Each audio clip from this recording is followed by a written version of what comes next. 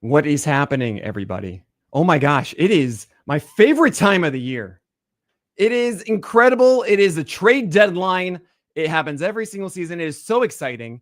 And I am here with my favorite partner in crime to go over everything that's happening at the trade deadline. It is Paul Sporer. Paul, it's the best day. Nick, it's so amazing, man. And we've gotten a great deadline. It's already great. Nothing could happen the rest of the way, and I would give this a firm A. And I was worried about a dud. There was a lot of teams straddling the fence, which is how it's going to be with the new playoff structure. So I'm sitting there like, oh my gosh, they're not going to sell, and they're not going to sell. And I don't think the Diamondbacks should sell. And thankfully, I was wrong on that. They sold. A bunch of other teams sold. It's been an electric morning. And I think we still have some real blockbusters available to us during the show here today. So I'm just beyond geeked. Absolutely. And, we have a lot of starting pitchers not traded yet. I'm like, yes, get all of the hitting stuff out of the way. That's what's perfect. Yes, get all the relievers. Okay, yeah, we need a good bullpen for a playoff run. Okay, fine. Everyone has someone that's 97 plus. Great, wonderful. But really, it's about getting there in the first place, getting the guys that are going to be maybe the staple of that playoff run. We always see also right up at 6 o'clock, something happens at the very end of it. They even get little crumbs happening in the last 5-10 minutes. We'll be here until 6:15. And the trade deadline, as you can see below, is at 6 o'clock. We also have Josh Sperry, the Pitcherless producer here, helping us today. You can see we have a lovely outline for this stream, but we're going to be putting in trades as they come into this. So be excited for that one. Josh Sperry, thanks for being here with us. But Paul, so right now, I want to talk about the things that just happened for a second. Yes. Because this happened at the top of the hour. First one here is Carlos Correa is going back to the Astros.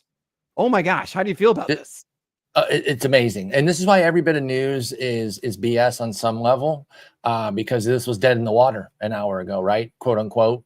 It heated up and then it was dead. And there's a bit of life, right? Like all that sort of stuff. And I get it. They got to do their job. So they're going to put their info out as they get it. But I knew as soon as the first rumor came out, I'm like, Houston's going to be motivated to do this, man. They lost Pena.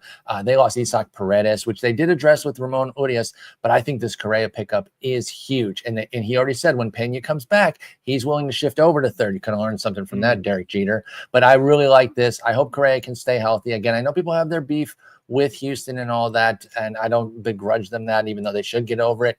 But I kind of like Houston. I do live here in Texas, and I like Carlos Correa, so I'm predisposed to liking the move. I mean, yeah, okay. That was a stray for Jeter, by the way, not deserved. 100%. Right. Actually, no, it was a point blank shot. It wasn't a stray implies that like it bounced off something. Without Jeter at third. I was focused here, and I turned around and went right at him. So John Heyman right now is saying Houston is not trying hard for one of the big starters, that is Merrill Kelly, Sandy Alcantara, or Dylan Cease, and they're in the Quan talks. Also, does look like though from Nightingale was kind of saying that maybe Cease is going to stay around in San Diego. So I'm very curious about that, how that plays out. I mean, it is very interesting with San Diego. I do want to say quickly that Dylan Cease is, well, he's essentially the SP4 at the moment right now, if you want to say that they're getting rid of him like that, sure. Right. But what I'm getting at is they can't really afford to get rid of Dylan Cease, even though they added That's JP the tough Spears. part.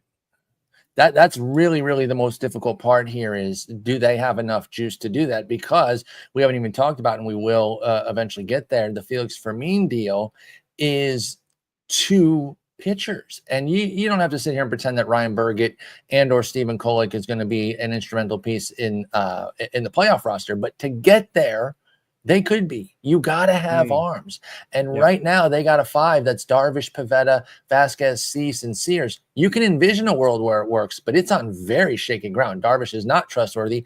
Pivetta is the true ace of that roster right now, and even he doesn't have a long track record of success. Vasquez is flat out not very good. I'm sorry. Like, he has some talent. He's very talented, of course, but his skills are horrendous. You cannot live in the major leagues with a near 1-to-1 strikeout to walk ratio. You mentioned the volatility of Cease, and now Sears is kind of a wild card. One of the reasons I was late to join the Pivetta train was I didn't believe that like San Diego alone was going to fix his home run issue, right? Sure. I'm like, listen, they still allow homers there or whatever. Is he going to really get below 1? Because that's what I need to see an ace. He's at 0.96, and he came way down. He's a career 1.5. JP Sears is a left-handed version of that in terms of the homers. He's not as good as Nick Pivetta, but can he be, if they can cut the homers, can't JP Sears be like a 3.5, 4 in terms of the quality? Well, this is okay. So a couple things really quickly. The Ryan Bergert deal, I actually put in his SP Roundup blurb on Tuesday night saying, I wonder if a team will trade for Bergerts and then look at you start the rest of the year, and then we should keep an eye on him because Bergert actually has some interesting skills of a high velocity, 96-mile-per-hour fastball with good vert on that pitch, and then a slider that actually misses a lot of bats too. And he's it's fun actually in KC, more the right? standard, closer to the Chase Burns, Hunter Green side than it is like the Randy Vasquez side, right? It can profile out over time. I'm curious how it develops. He needs to add a little bit more consistency with those two and maybe a little more velocity, etc. But I'm keeping an eye on Ryan Bergert, and I love the fact that he's in that situation where he could, he's just going to feast on that. That's going to be awesome. Stephen Pollack, I'm so sorry. Stephen Pollack is just not a fantasy. He can eat up some innings down the stretch, but it's not a fantasy piece that you really want. But going back to Bergert, and I don't know if we're pronouncing the T or not, but I'll go with Bergert. I like him in KC too. It's not like obviously San Diego isn't a good team or whatever, but the defense and bullpen could be up in the air with KC because they could be trading guys. But the defense that they put around their pitchers in that ballpark keeps the ball in the yard. It is a park that is more open to hits, but if you don't have a good defense, which they do. Right. So I'm really intrigued by that move there for Bergert. Definitely does help him. And so now when you look at the rotation, talking about Nick Pivetta, who certainly has, I don't know, he just knew that the dead ball was going to be here this year, so everything's okay. Right. That's obviously it. And then you also have Yu Darvish, who just finally put it together yesterday. I mean, I'd seen every single Darvish start up to now. I've been talking to somebody about him. And they were really confident that Darvish in time will get there. He's just kind of getting the feel back with it, like this Yu Darvish. And I tended to agree with it. And then yesterday, seeing him not in a position like he was in the previous start of all these pitches, but nothing to do with them. And like, I don't know which one I'm going to have. And yesterday, it was the opposite of I can throw anything at any point, and I'm going to throw a strike with those. And the Mets really didn't know what was coming, and they had to be prepared for everything on their heels. So that is the correct Yu Darvish. So they certainly have the trend in the right direction. And then there's Sears, who finally said, you know what? I'm a lefty. I'm supposed to have a changeup. And then he started throwing a changeup about a month or so ago, really effectively. That's been very exciting. Actually, 2 starts ago was the best JP Sears start I've ever seen as far as command goes. Of changeup perfectly down and away from right-handers, four-seamer right at the top of the zone, and then sweepers right in the middle, getting all the called strikes and just surprising them. And that is a ticket to success for Sears. You might see more sinkers, I think, to left-handers moving forward. It's not the greatest one, but it's about 16, 17 inches of run. And I've seen that with the Padres before, that they do like to embrace it if they have that as an option, especially against opposite-handed batters. Same-handed batters for lefties. So I can see this very well working out for JP Sears. And look, he gets out of Sacramento. He's out of Sacramento now. That's just honestly a major win for him. That alone is enough to really give me some interest here in taking a look at JP Sears, because that park was just really giving him a hard time without a doubt. He's been a home run machine for the bulk of his major league, in fact, his entire major league career. His first season was the only time he had a manageable one at 1.0, and then it's been 1.8, 1.4, and 1.9 this year. You can't live in the majors doing that. Now, he's been a mid to upper 4 ERA guy, giving up all those homers. If he can get the homers in check, there is absolutely no reason JP Sears can't be a mid-3s ERA guy with San Diego. So I was pretty giddy on him when he came over to Oakland. As PJ mentions in the chat, he was a big piece of the Montas deal, and I was pretty geeked for him there. It didn't quite pan out because you can still allow homers even in Oakland, and he did. But now with San Diego, I am once again intrigued. And last week with Eno, we had a dark horse trades. And I said out of nowhere, I literally on the spot was like, I'm just going to make up a random one. It was JP Sears to the Yankees. And there was no talk of JP Sears at that time. Could you imagine going back? Because they had him. Obviously, they were the ones that traded him to Oakland. And I can say Oakland because that's when it was. Oh, Jesus Sanchez to the Astros. Now that's interesting. I mean, okay. I like that a lot. That's a good pick. Guy? That's a good. Well, it won't really matter because he's a lefty, so he won't be able to eat up the Crawford boxes. Is he an Oppo guy, perhaps? PJ, obviously our resident Marlins guy, could maybe help us out on that because, as is. Gosh. Now, of Yeah, I course. made a guess. Sporer. Okay. No, and Righty, lefties lefty, can I'm gonna survive just get there. this right. Lefties can certainly survive there. PJ saying he is a pull hitter. Lefties can certainly survive in Dycom Park, but if he was a pull righty, that's what you want to see going to Houston I'm at gonna any guess moment. Jason Alexander is gonna go to the Marlins. Okay. That It's is the what I'm summer of gonna George. say, and I'm gonna say that just because he's a changeup guy. And you think they're just going to be giddy on the just changeup guy? Marlins like changeups. Yeah, we like being slow. We like being slow. I like that. All right, so I am really curious what happens there. Yeah. As we're waiting for moves to come in, I think we should go over the stuff that's certainly happened, and obviously we'll cut in if any sort of big trade kind of derails us here. I have them broken down by hitters, starters, and relievers, and then kind of lightly ranked in order of impact. Ryan Gusto to the Marlins there. That's a fair deal, yeah, because Sanchez is good. I was so close. Yeah, I mean, which one of these starters? And honestly, in my head, I was like, is it Colton Gordon? Probably not. No, Brandon Walter. No. Okay, yeah, that's it. I didn't do rank up right there. That's a good trade. I like that for both sides. Let's start with hitters because I know you don't like them, but we got to get to some of them. And some of the biggest ones have already been traded. One of the first ones that kind of got it kicked off, Eugenio Suarez was as good as gone, even though, again, I made the case that the Diamondbacks maybe should have hung around. But maybe they're going to try to Tigers it, where they trade some pieces, and then because they still have a core for next year, that core gets going and makes a rally this year. But he goes back to get traded from the Tigers that you were just absurdly upset about. I remember this was like 2 years ago. How's he still there? Yeah, it was a pitcher. It was just like there was John Gray on the Rockies, but yes, John Gray we were livid. By the way, we need to figure out absolutely how many years. We need to figure out how many years we've been doing. Please keep going here. So Eugenio Suarez, what I liked, it was kind of cute, and that's the best word for it because it's a silly little thing. The three biggest suitors for him were all old organizations of his. My beloved Tigers, who originally had him, traded him to Cincinnati for Alfredo Simon. And Cincinnati was also interested. And then, of course, Seattle, where he was right before Arizona, got him. So now, Nick, again, I don't expect you to have a ton of hitting analysis here. But with Suarez, I think people need to ready themselves for a drop, right? We've seen him in Seattle before. Streaky guy. And not only is he streaky in general, right? So even if he'd gone to the best spot, he could have fallen. But now going to T-Mobile, which is playing better this year, it's not quite the heck hole that it's been in previous years, but let's bring down his pace. He's a 143 OPS plus with 87 ribbies, MLB best, and 36 homers. He is not going to play at that pace at all. I put him as like a 115, 120 OPS plus with bombs and a low batting average. So this just in, we do have a new trade right now. Danny Colombe to Colum. Look, I wanted there to be Alex Colomé and Daniel Colombe. That's just how I wanted life to be, and it's just not. And I'm sad. Really He's funny. Where's he going? To the Rangers from the Twins. Solid lefty. By the way, Twins. This is how you sell, folks.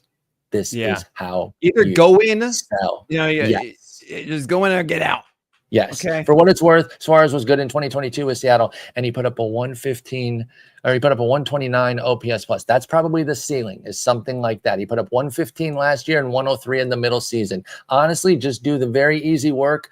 Take the 3 seasons, which is what I did, and it's a 115. That's where I came up with that number. If he's somewhere in there and he can overperform, great. If he plays a little bit lower, fine. If he's a plus bat, if he's over 100 WRC plus or OPS plus, whichever you prefer, I think that's a win for Seattle. They need guys who can consistently hit. And Ben Williamson was their full-time third baseman right now. And, I don't want to sit here and just throw eggs at anybody, but it wasn't getting it done. Yeah, absolutely. And I also want to emphasize, guys, everybody watching right now, you can watch this on Twitter. You can also watch this on Playback and on YouTube. And if you're watching on Playback, that is where we are engaging the most with the chat right now. So go over there, playback.tv/pitcherlist. We also are going to have an opportunity to bring you guys in with us onto this show. So if you are a giant fan of one of your teams that made a deal, we might bring you on to talk about it. And we've done this in the past. It's such a fun deadline, and it's really fun hanging out with all of you. So thanks for tuning in. And we have at the bottom here, is you can see Josh Sperry is helping us out with the trade recaps that are going on. So the Astros are apparently working hard, quote unquote, to acquire Dylan Cease. Oh my God. To Ken Rosenthal. How? And the Red Sox are talking about top starters, including Merrill Kelly. And I got to say, Merrill Kelly got to go. The fact that Merrill Kelly is like top starters. Well, it's a light pool. Okay, so I hate for you to bring up a topic and then I pivot off of it, but because it's related, what about the Marlins guys? Do either of them go, Sandy or Edward? And are you on my train that they're insane if they don't trade? Well, right, Edward because Cabrera. as you're mentioning, the market should be the market speaks to them being dealt. So Right. you don't have too many top of the line starters. I mean, Zach Gallen, if you believe you can change that, right? Dylan Cease obviously is that rental that maybe the Astros are going to have to pay a lot to get right now. Maybe Jesus Sanchez is inside of that. Joe Ryan is a potential. Hang on, let me interrupt you. That's actually a brilliant point. I could see that so hard that Sanchez is actually genius. I love that call. Go ahead. I'm serious. I think that the Astros like, oh, we got more pieces. Okay, let's call this. No, that makes. I mean, they need outfield, but they're insane. So I could totally see that. And so I would absolutely suggest that the Marlins go and trade Edward Cabrera and Sandy Alcantara if they can right now. But honestly, I'm curious what kind of price a lot of teams will give these. It's not like you're trading Max Fried right now, right? Sure. You're not trading Tyler Glasnow. These are great starters, or they can be. Sandy Alcantara has not proven himself to be the guy that he was when he was the Cy Young winner. And Edward Cabrera, despite my love for him and his absurd 2.6 ERA over the last 14 starts, it is still a question of repeatability and consistency, and also the quote unquote fatigue that he had 2 weeks ago that might be scaring some guys. Seeing where the reliever market is, though, I have to believe that you can get a reasonable price back. First off, you are selling a little bit low on Sandy because he's not pitching his best, but teams know who he is. He's a former Cy Young. I don't think there's really a huge discount on him. And maybe that's to their detriment. Maybe they are still saying it's Sandy Alcantara with years of control and a Cy Young. Get real with these offers. And in which case, I don't blame them. But with Cabrera, that's a hot potato I'm trying to sell high on. My man never has had 100 innings. I've been spouting this everywhere I can go right now. Next start, he can get there with 6 innings for the first time ever, 100 innings, but he's going to be 28 next year. They cultivate pitching pretty well. I just don't understand why they wouldn't be aggressively trying to sell him in what looks like a remarkably good seller's market. Now, maybe the deals aren't there, but with everything we're seeing for relatively medium pieces, how are those guys not bringing back something big? Yeah, sure. You want to know my favorite trade, though, so far? Mm-hmm. It is Mick Abel going to the Twins. That is very, very interesting. I'm going to let you speak on that a moment, though. I want to go. Oh my gosh, we've got a trade. Hit me with according to Robert Murray. San Diego Padres are acquiring Ryan O'Hearn. There he goes. Orioles. There he goes. He was on our list of guys to go, and there he goes. So Ryan O'Hearn to San Diego. I like that move. He was going to go. There was no doubt he was gone today. That was the lockiest of all locks. And, you know, what a great pickup by them. He ended up being really, really good for them in Baltimore. You know, clearly they have enough pieces that they don't need a 31-year-old guy like that who was mostly a platoon guy, but he had a brilliant year on the year that they trade him with an all-star appearance, his first ever. He's going to go to San Diego. They need bats like crazy. So, you know, they've needed a lot here. That's why they've been active. But this is a great pickup for them. Obviously, he can slot right in first base, DH. What's interesting is the fit, though, is because they got a lot of lefties. Now, of course, he's going to play, and maybe he's an everyday guy. Maybe somebody like Gavin Sheets is now just pure platoon. He might already be, by the way. San Diego fans, let me know on that. But O'Hearn himself probably should be, right? He's been competent this year versus lefties because he has a 317 BABIP. And by competent, I mean 667 OPS, because that's what it takes. That's all it takes to be competent lefty. So I don't know. Like, I don't mind the move. I guess we'll see what they give. But what's the fit? You got to rise at first. You got Sheets at DH, also both lefties.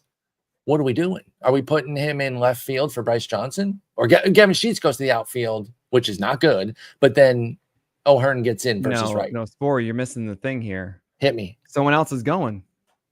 Oh, well, that's the real answer, is that they're not done. You're right. Oh, yeah. And that's fair. The cease thing that's going to happen. Okay, so, oh my gosh, there's more. Jeff Passan reports there's more to the trade. It's not just Ryan O'Hearn. It is also outfielder Ramon Laureano. Okay, that's huge. Okay, so he's taking Bryce Johnson's spot 1,000,000,000%. He's another one that you could have set your watch to the fact that he was getting traded today. There was just no universe where he wasn't going to. Are the Orioles going to trade their starters at all? Do we think here too? I don't know, because I bet that the asking prices are, or that the offers are light, and that they probably think that they can get more. To what I've been thinking about a ton is that there are a lot of teams that need a volume starter. Right, Like, just get you some have more. Logan Evans going out every 5 days for the Mariners right now, and they don't need one. They need two, because when the next guy goes, it can't just be Logan Evans and Emerson Hancock again. Right, that's the thing. You got to start building some depth. They gotta get something there. The Yankees obviously have to get a starter because they've had Marcus Stroman pitching. Like, okay, right. Morton got to go, right? Morton got to be the one that goes. Exactly. There's got to be more things coming in for those lower end starting pitchers, and we might just find random teams be like, you know what, we have extra. Here you go. Yeah, we're gonna jump into this, even though we might be a middling team, a team that you wouldn't really think is selling any of these starters, but there you go. Like, there's the Astros going out selling out Ryan Gusto, for example. So that's one of the beauties of the deadline, is that it evolves within the day, even where maybe some teams that are on the fringes thought, if we could get this one guy, then we're in it. But if not, then we're selling. And we don't necessarily know that, right? That's their own internal thinking. But we could see that play out like you're talking about, where, you know, a team that I could see doing it, maybe. There's been no indication. But a team like the Angels ended up buying a couple relievers, and people were like, wait, what? Because they're in it-ish. And they're figuring, hey, every year that we have Trout that we're even sniffing the playoffs, we have to take an opportunity. But I wonder, you know, again, if people start knocking on the door for like a competent Tyler Anderson, Kyle Hendricks, and giving even like C- prospects for them, I think you would want to do it. Yeah. So, I mean, Kyle Hendricks, I can't say. I know you didn't really. Right. But maybe just Anderson then. Chat right now. I appreciate seeing a lot of new faces coming over from Twitter. This is awesome. We do this every single weekday morning, 10 a.m. to 12 p.m. I do a morning. Branch, you got to make a profile. Make sure you go add a profile pic if you want to be in chat. It's really hard to follow if you guys all have the same default red. So I want to make sure I remember you and I can identify your threads of comments. This Dr. Strangeglove, welcome in prime time. And we have Branch Terminal, like all these new faces. Isaac, thank you guys for tuning in. Make sure you add a profile pic. In effort, good to see you all. And we have so many things going on. I want, before it continues, Sporer, I know you have your dark horse trade. I know you have one that's just like, this is going to happen, and it's going to come out of left field. And what is it going to be? I guess it wouldn't be left field then, but I'm still just so set on Correa getting traded. Okay. So yeah, I get who? Well, if they get Cease, I guess Houston can't really do it. But Houston was the team that I thought could get Cabrera and just. I mean, the Cubs are going to get somebody, at least one, if not two.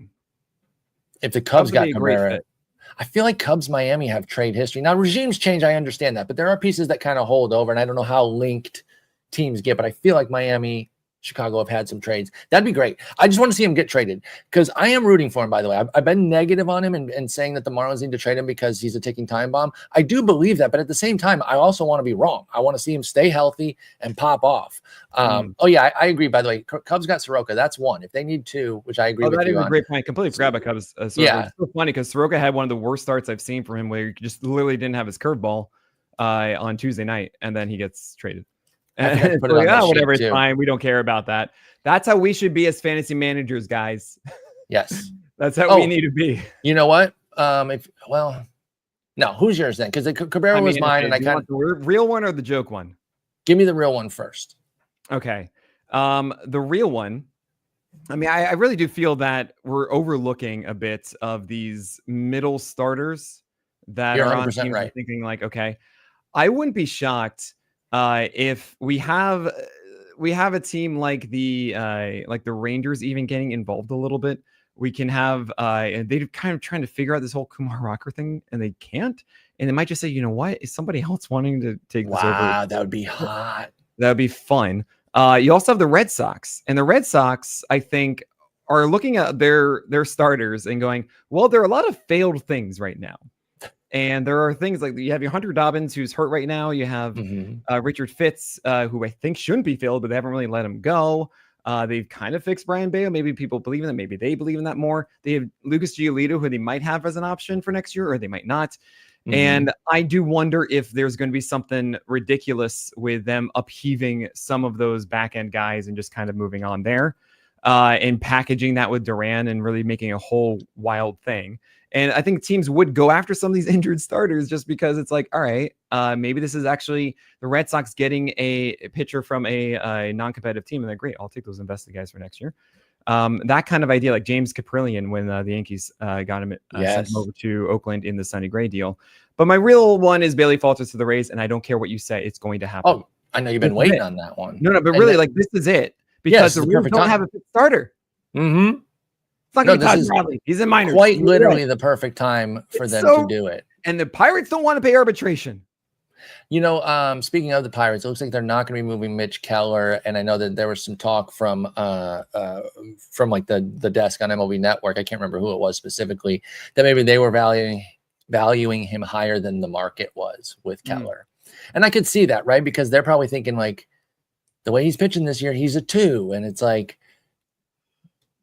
no, he's not. Well, actually, I just remembered two ones that I was trying to remember before, and I pivoted to the Red Sox. It was the Blue Jays and the Dodgers. They, I think, just gave auditions for Easton Lucas and for Dustin May, essentially. Just being like, look, he's still a starter. He was in the bullpen, but now he's started for a game. Just be like, see, you can start. It's fine. May going to be in the Quan deal. That's a good call. Like 100%. If that deal gets done, Dustin May going back to Cleveland. Wait, hold on a second. This is like Noah Syndergaard pitching for the Guardians again, is what it feels like, right? Yes, it would be. Oh my God. Oh no. Oh gosh. All right, but we do have. It did work prime time. Your profile was great. To pivot a little here, reliever market absolutely bonkers. Mason Miller, Yohan Duran, Ryan Helsley, David Bednar, Kyle Finnegan, Paul Sewald, Rafael Montero, Jake Bird, Andrew Kittredge. I always say Kittredge like I'm watching Mission Impossible. Brock Stewart and Daley Colomb all dealt so far. And of these deals that have happened, which one are you like, that one was the steal? Of all the deals that have happened on the big dog relievers, and as you think about that, I'm going to answer Duckball thoughts on Bieber to Toronto. Yeah, I mean, let's just hope he's healthy. I like the Helsley move. Looking good. I think he can do well. It should be a 6-man with Eric Lauer pitching out of his mind. So curious about that. I like the Helsley move, man. I mean, obviously I do like the Duran move too, because he's unbelievable. You know, but that cost. They paid Abel and who else? There's another guy. Oh, by the way, Tyler Rogers also inside the relievers. I'm sorry, guys. I just didn't mention that one. Thank you for that. Ridiculous payment there. Reacted live to that. Eduardo Tate. That's right. So, nice return for the Twins on Duran for sure. But I thought Helsley was a nice pickup. I still think at his best, I mean, Duran is the case too, but I think Helsley at his best still has, best reliever in baseball vibes, right? And he's dealt with some injuries for sure. I'm really eager to see him kind of get in the thick of something here with a pennant race and kind of see what he can do. Obviously with St. Louis, they've kind of been fringe. Now you're going to New York, bright lights. I think that should be fun. And I'm really, really excited about it. Somebody asking me if Finnegan's going to close for the Tigers. He'll get some saves, but no one's going to be like the A+ unencumbered closer for the Tigers. They just don't do that. Will Vest will still get saves. I do think that Finnegan will get some though. Nick, did a trade happen? So a couple things here. One, Boston Bateman is part of the prospects going to Baltimore from San Diego. Okay. That is according to Denniston. But there is a quote here from Dan Hayes saying that one Twins player said, no one wants to stay here if they're selling like this. Yikes. Except, okay. Look, that's one player saying that, and it's hard. It's hard to see your boys leave like that. They mostly sold a bullpen. Who cares? I know Correa left. Well, Correa is a leader in that clubhouse. Absolutely, but so is Buxton. So they still have a leader, right? So 2 leaders. They still have Joe one. Ryan goes. I don't think he's going to go. I mean, you were just talking about how the market is. They would get the world for him. Right. If Mason Miller and JP Sears can bring back the number 3 overall prospect in baseball, Joe Ryan got to be able to get a top 10 guy as well. Yeah, Belly Itcher is love his thing. Toby versus Frizzle is amazing. But he asked, is there anyone immediate off the waiver wire to pick up? I would think it would just be really relievers at this point. Yes. I'm not seeing any really clear openings inside of rotations that make me excited. No. Yeah. And then like the backfields there aren't going to be exciting. I saw some people mentioning in chat like Kobe Mayo. That's probably your most exciting bat off the top of my head right now that could be impact. I'm still pretty sketchy on him. He's very all or nothing, but if you desperately need power, the playing time should be there. Sherlock Holmes is completely right. Mick Abel. I actually already added him. So I don't blame you at all. I think he's going to go straight into the rotation now for the Twins. It makes all the sense. And by the way, Ken Rosenthal is actually Chandler Rome is reporting that there is one prospect going back to Minnesota in the Carlos Correa deal. Otherwise, it's just the money. They're just taking the money of the deal. Okay. Yeah. Mountcastle is still hurt, but there is room for Mountcastle and Mayo, even when he comes back. Maybe not on an everyday basis, but that they could kind of maneuver around. And Finnegan, he's already rostered, but like in the AL only league, you can still get him for some Tigers saves. But the way Hinch works, like, don't think just because he was a closer in Washington that he's going to be the dude in Detroit. They just don't play it that way. Right. Oh man. Okay. So when do you think Abel is starting on the MLB team, though? I think like this week. Next week. Yeah. I mean, there's as soon as that spot comes up. I think they're doing Travis Adams, just so we know here. And so the way it's looking is AAA, and they got Joe tomorrow. They got Abel's going to go to AAA. Yeah, they got Joe Ryan tomorrow. Bailey Ober on Saturday. Bailey Ober's coming back. Okay, that's still tentative, but and then Simeon Woods Richardson, and then the next week's spot that would be a spot for Abel. Well, right on Tuesday. Keep in mind, I believe this is how options work. They're not sending him into AAA. He's just continuous there. And there's no reason going right. So I'm going to guess next week in Detroit. Oh, I see Mr. Wumbo saying that Joe Ryan's going to be a Ranger at the end of the day. I mean, that'd be amazing. What? Yosemite? I know it's Yosemite, guys, but that's funny. Like a park ranger. Okay, really funny. I just think of Vegemite. All right.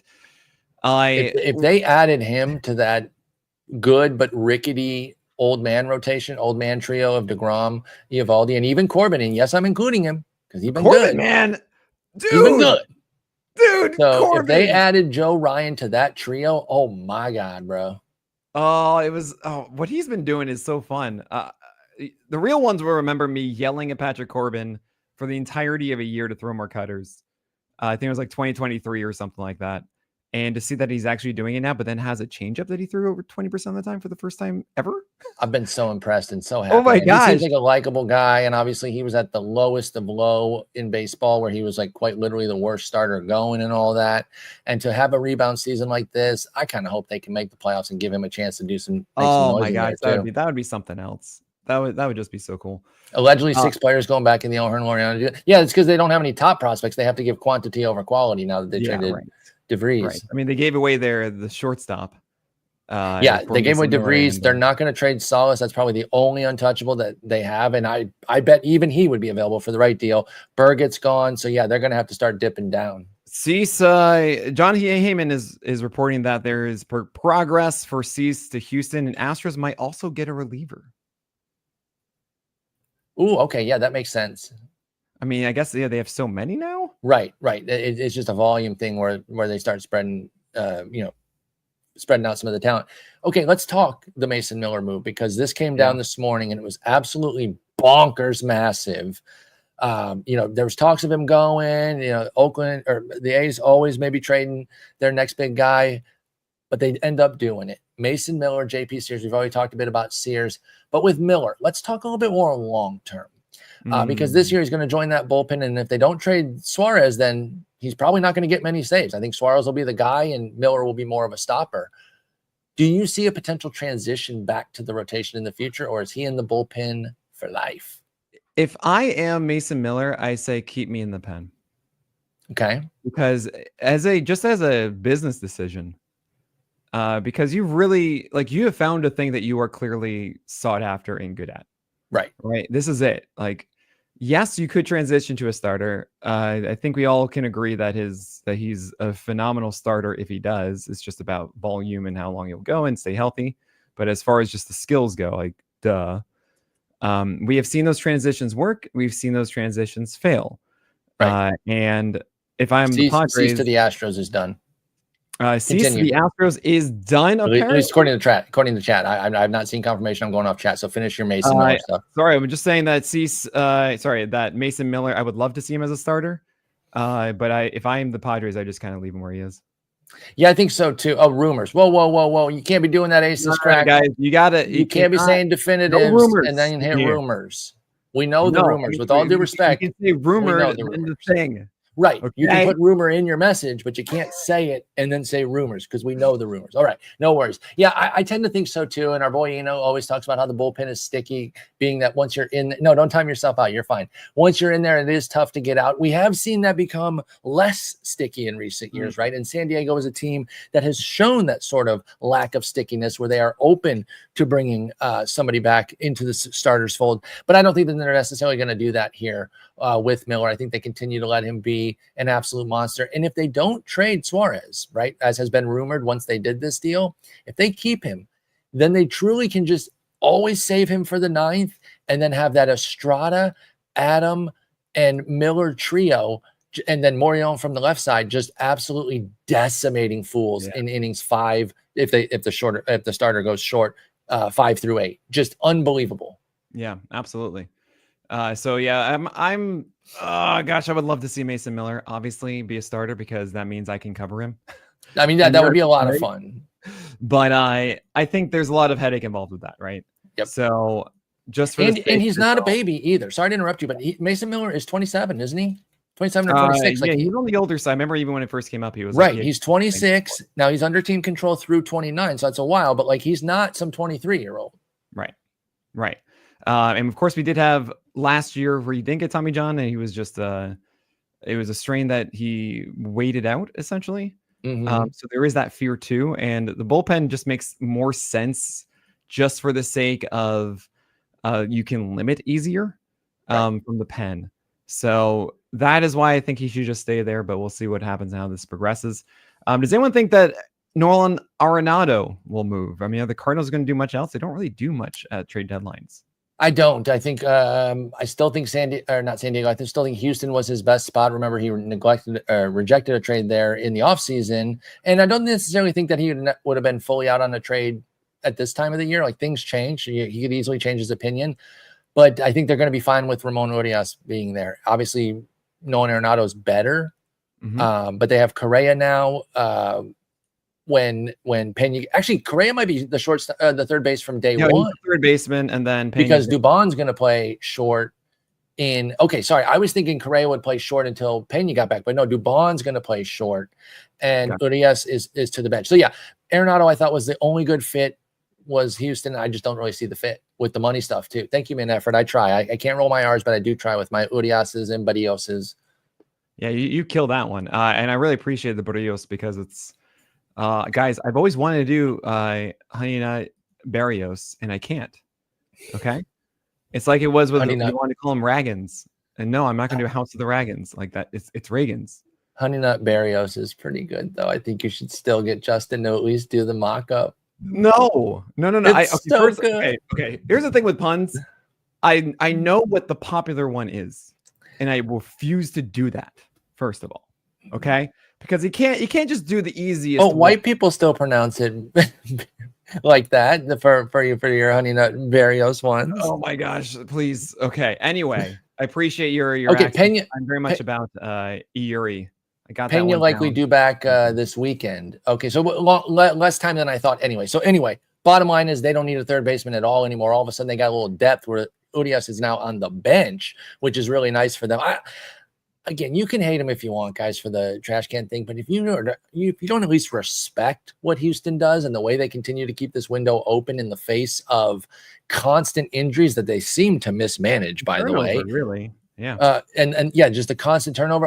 You at least have to put some respect on them, whether you like them or not. I mean, I can't tell you what to do, but they're unbelievable. I cannot believe how much they're adding here. They have a full rotation on the IL that could be in the mix, and let alone the fact that Paredes, Alvarez, Pena, 3 centerpiece players on the IL too. Of course, Pena due back this weekend. So anyway, crazy stuff there. As we're waiting in for more trades, let's go through some more of these hitters here. Cedric Mullins, to the Mets, he's quietly having a great season. Obviously, everything has kind of a rain cloud over it in Baltimore this year. So people aren't really paying as much attention maybe to the guys that how they're popping off over there unless they're on your fantasy team. But Mullins has been pretty good. 15 homers, 14 steals. How do you like him in New York, Nick? Again, I know you're not the biggest hitter guy. Are you excited to see him under the bright lights of the Mets? When I think of the Mets, first of all, I thought it was like, oh, Ramon Laureano, isn't he already there? I think of a team that constantly has not the best player, but like he's good. He's good. Yeah, he's like a middle of the roster. If you rank your guys 1 to 26, Brandon Nimmo, Mullins, good. Yes, I think Mullins is like a cut above him, and then excuse me, like Nimmo a little bit above Mullins as far as like where you're ranking them in a roster there, but they're firmly in the upper half for sure, but maybe even in the upper third of a roster. Maybe not these guys, Ramon Gomez and Anthony Nunez and Chandler Marsh. Any feeling of them at all? Any understanding of them? The only one I have even name recognition of is Chandler Marsh, and I could be conflating Chandler Rome, an Astros reporter, with Brandon Marsh. That is possible. Okay. So no, I'm sorry. As much as I try to get better on prospects, the deep level ones, I do my review every year, and I still nope. It's so hard. I respect the prospect community. They're always on top of it. Absolutely. So I'm seeing a report that the Yankees are searching for a starter, which is not a shock. Mm-hmm. Where are they going to get? Sandy. You think they're going to get Sandy Alcantara? Yeah. Oh, don't do that to me. I'm sorry, but I just think they're gonna. I know you're not geeked about it. No. I would be so happy. Oh, okay. I thought you were saying that you don't want it. You don't want it. Yeah, I think so. I've been on this one now for a few weeks. Gosh, that would be so fun. Now, Sandy, for Spencer Jones, as John Doe asked, by the way, do that.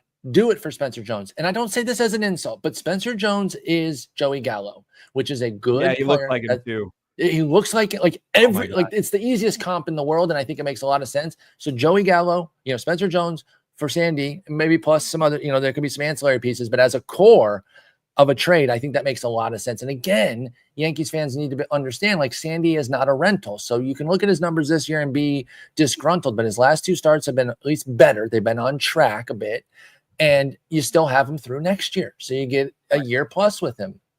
Absolutely. I mean, that would be fantastic. And of course, there have been a lot of trades between the Marlins and the Yankees.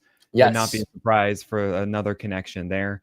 The Spencer Jones stuff, I mean, I am very much about the Yankees. You should be a team that often trades away prospects and then signs guys that you need, and this should work fine. So trade Spencer Jones for something that really matters. This is your window, not 4 years from now. Yeah. Right? It's now. So because do the things you need to do. He's just such a volatile profile, and I know his value is peaking right now. Spencer Jones's is. So wherever there's a big arm available, I really think they should be dangling him. Branch Terminal says that Heyman said Spencer Jones is only available for Skeens, meaning he's not available. He said actually the same thing a week ago, and then he repeated it. Yeah, that's just being cute. I don't believe that at all. So we're gonna actually have a guest here soon. It's gonna be Eric Smolsky's gonna be joining us soon. So heck yeah, I love Eric. Look forward to that. Sperry sent him the link here. I also want to note with everyone that it's gonna be Zach Gallen. Clearly it's gonna be Zach Gallen to the Yankees. I mean, that would be fantastic too. I think I think I could trust them to kind of hopefully put him back together a bit. By the way, before we get in on Gallen, I do like Don Juan points out Adrian Hauser. I see him as a backup plan, or even with one of these guys, because I think the Yankees could stand to get more than one, right? Because like you said, you need the one to fill in a spot, but then you need the one for the next time an injury happens. Right. So Gallen from the Diamondbacks and Hauser from the White Sox would make sense for the Yankees. But let's talk Gallen here. How would that look for you as a Yankees fan? You said you'd love to see Sandy come up there to New York. Would you like to see Gallen? Would you be a bigger Gallen? Would you go out to the Bronx? One or both, honestly. I think about the Yankees too, and I see who's at the top of your staff. Well, it's two lefties. You have Fried and Rodon, and you want to balance that if you can, as much as you can. So Sandy and Gallen, two great right-handers, that works out just even that on that stage. But Gallen is such an interesting one because this curveball is still an incredible pitch, and The four-seamer has been a little odd, of a little bit inconsistent, and not being the called strike pitch of old. He has incorporated a sinker more recently, which I think is a really good call against right-handers. There are moments when the changeup works and when the cutter works and the slider works. And also, he's a volume guy. And I think about a lot of the Yankee guys that they're putting in now. You have Cam Schlittler, you have Warren, you have Stroman, and I wouldn't call them 7-inning potential arms. Right. I would say like you're really happy if you get 6. So getting Gallen and or Sandy Alcantara are both of those. And that will help not just for the playoffs, but really to get you to September with a bullpen that isn't completely fatigued. Exactly. That Because could be you a don't huge want impact. you don't want to use your full gas tank getting to October, and then you have nothing. So yeah, we're going to see some moves that people might be looking at and say, so-and-so can't play in October for this team and all that. It's to get to October. You still got to get there. Whoever even the most locked in team is right now, it's not really my Tigers anymore, but whoever has the biggest lead, nobody has guaranteed anything. The biggest lead is still my Tigers, and it's 9 games. Okay, they're going to make the playoffs. I feel pretty confident there. Famous last words. Is that it? Are but we done? No other team has bigger than a 5-game lead. So you still got to finish the job and get to October. And so that's why I think we'll see moves that just kind of fill the roster to get there. By the way, PJ's mad at you for overlooking Cal Quantrill. Do you want to speak to that? Is he a viable trade piece here today? No. Not even in the same respect of what you're saying of where he can go eat up 5 innings of pop for Kyle a team Hendricks. that's contending? He's Kyle Hendricks. I think you're insulting him. I mean, I'm sorry. I think that I think if you're going to go for that kind of thing, there are other options I think out there. I mean, Hauser's like the premium version of that. Total Nick Tig, says PJ. I love it. The Padres announced that they have acquired infielder Will Wagner from the Toronto Blue Jays in exchange for catcher Brandon Venezuela. That's interesting. Oh my gosh, what is this? Valenzuela. Okay. Phone's far away from me. Big shouts to Abel to the minors. Well, Abel staying in the minors. There's a good chance he comes up early next week. We mapped it out. The spot would fit earlier next week, or Roots helmet, but we'll see on that.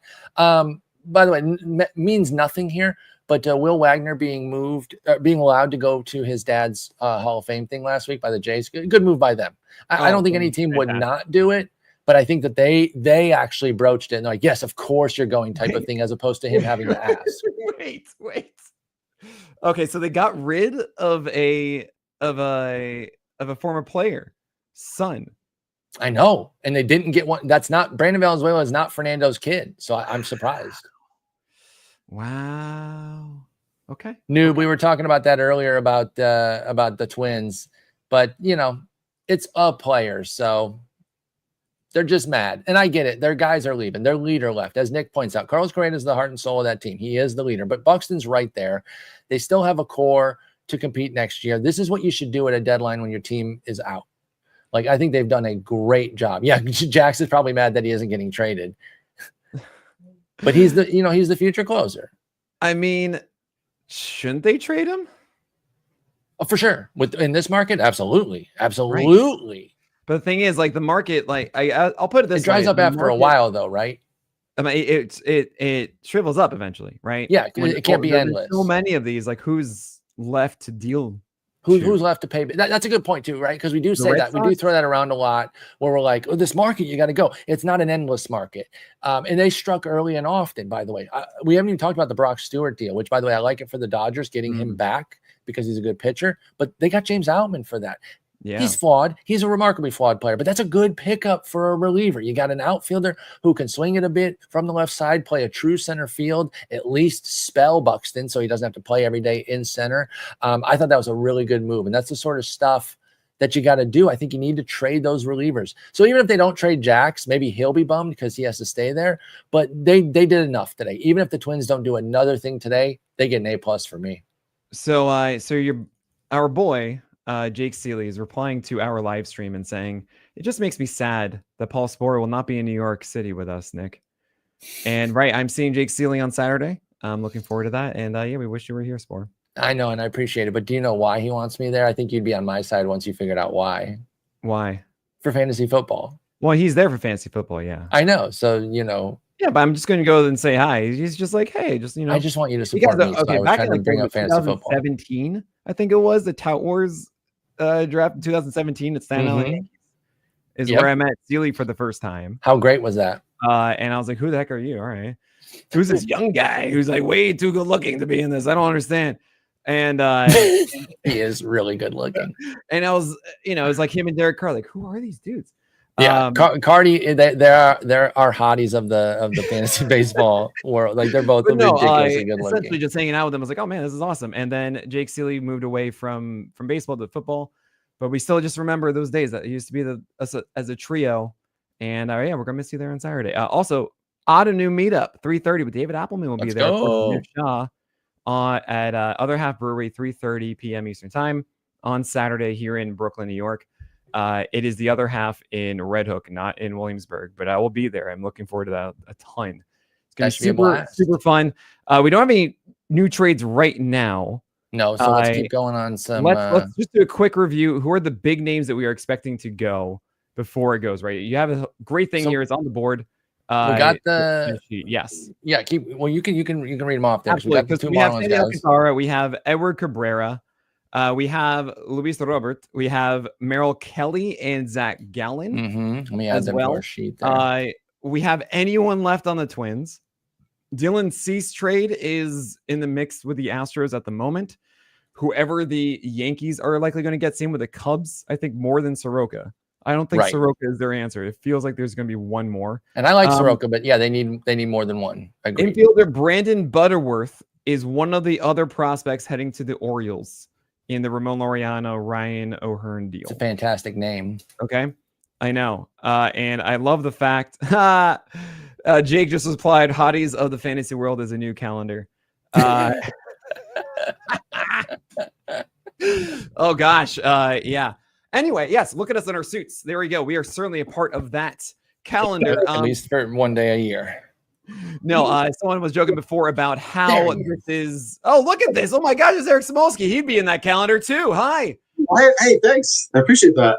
Hey, baby boy, what's up?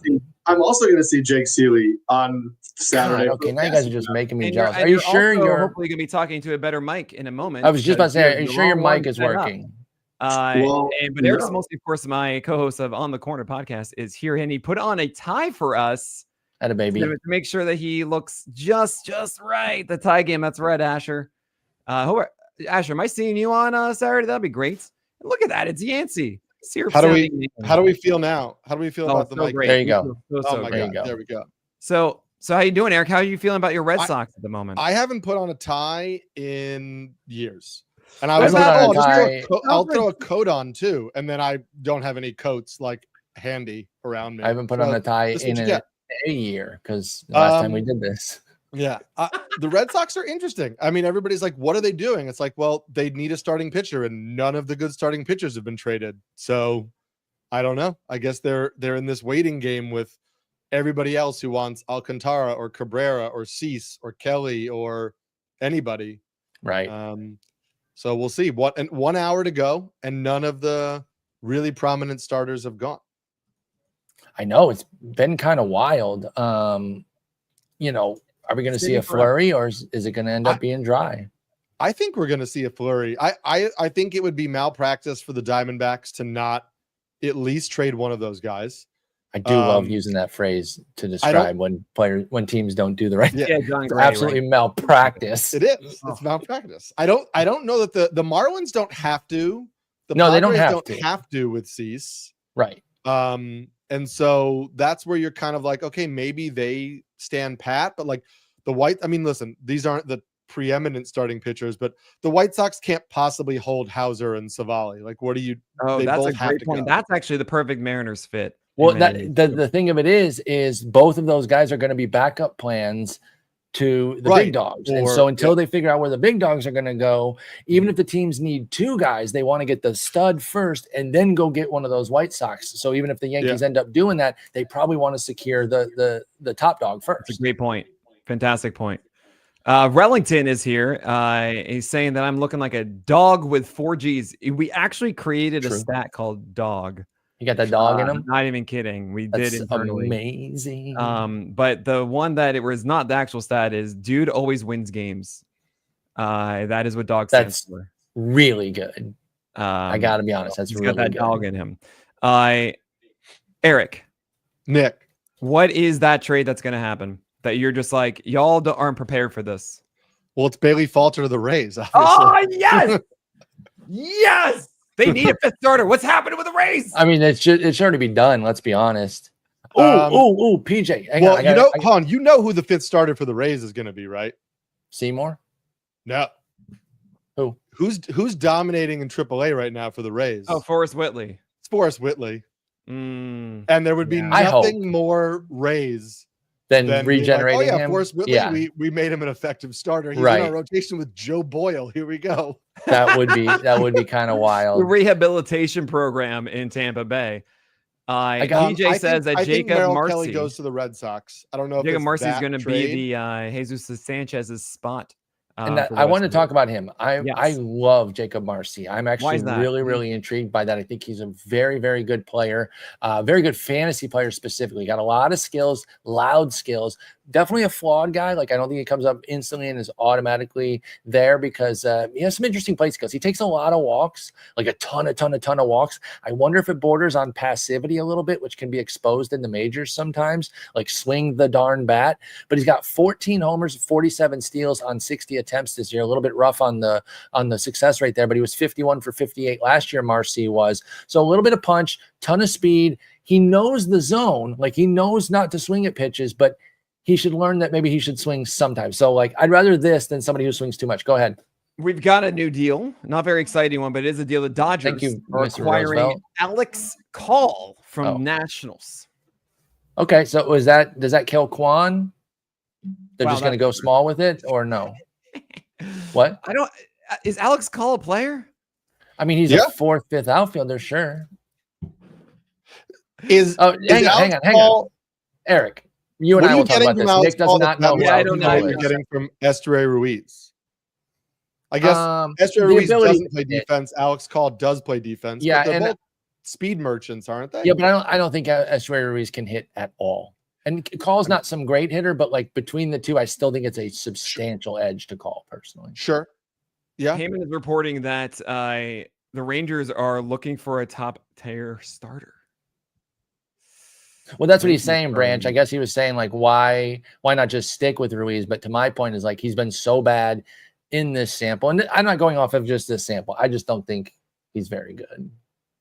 Ruiz. I'm not gonna argue with that. I agree. And I'm also not gonna argue like Call is such a big upgrade. It's fine. Right. It's whatever. It's whatever.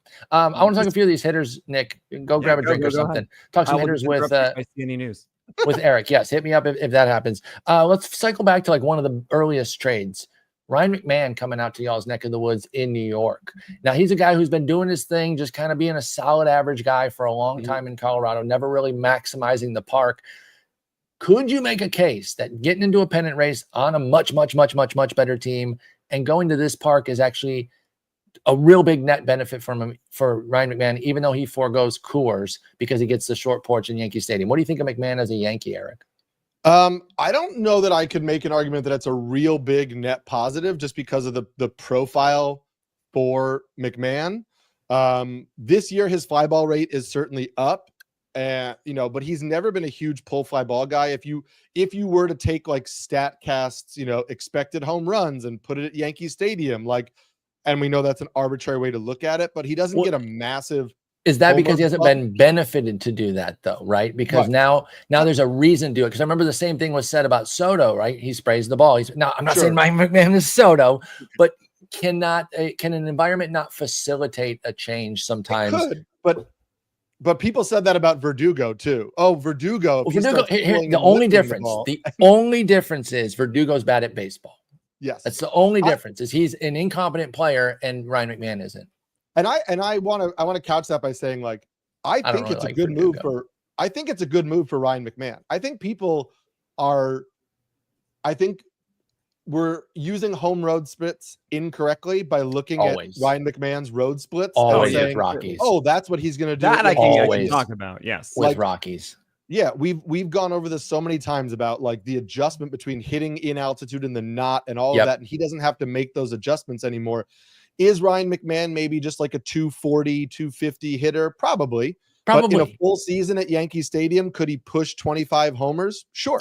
I think there's 30 there. That's where I'm at. I think it is a cut up because of what he can do in that park and play to the park a little bit more. So yeah, still be like a 240, 250 with a 320, 330 OBP, but turn up the power a little bit, exchange some of your singles and doubles for home runs for McMahon. That's what I think could happen. But he's only going to get, he's going to get a couple years, right? Because he's got control after this.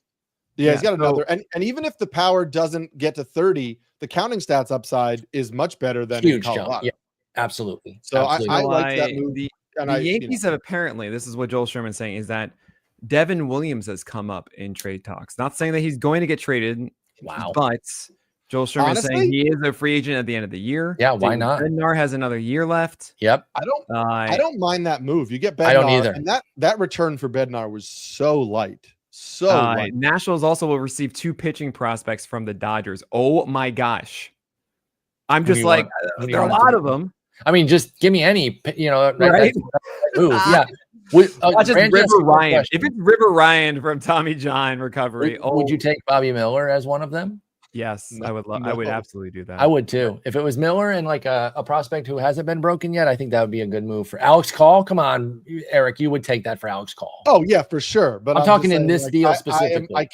I can't buy in anymore. But yes, I would. That's take fair. That I'm going to buy in once more. The next organization he goes to, I'm going to buy in like an idiot for a few weeks. If he goes to the Nationals, I'm just going to wait for them to trade him to someone else, and then I'll be excited. That's fair. Obviously, the tough part is for Bobby Miller is that any organization he's going to is at best on par with the Dodgers and almost assuredly worse. So we can't even really bake in that. I actually agree with that because what we have seen a decent amount with the Dodgers is a certain is reluctance to go against really slugging at certain points in the zones. Like they will not go high 4-seamers with a lot of their guys.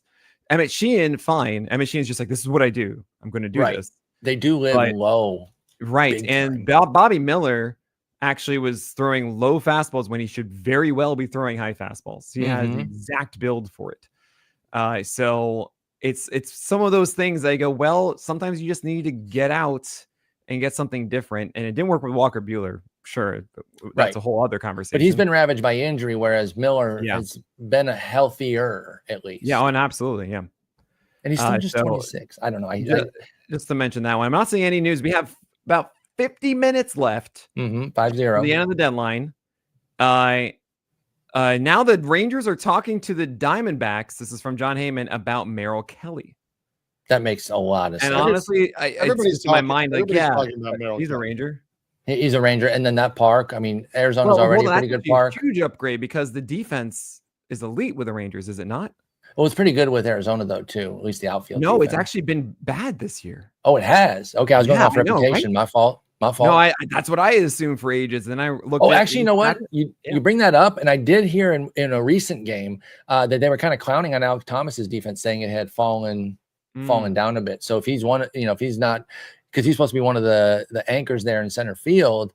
But yeah, if it's not as good of a defense, then maybe Texas is going to be an upgrade. Plus, again, the park, that place is an amazing place to pitch in, the airplane hangar.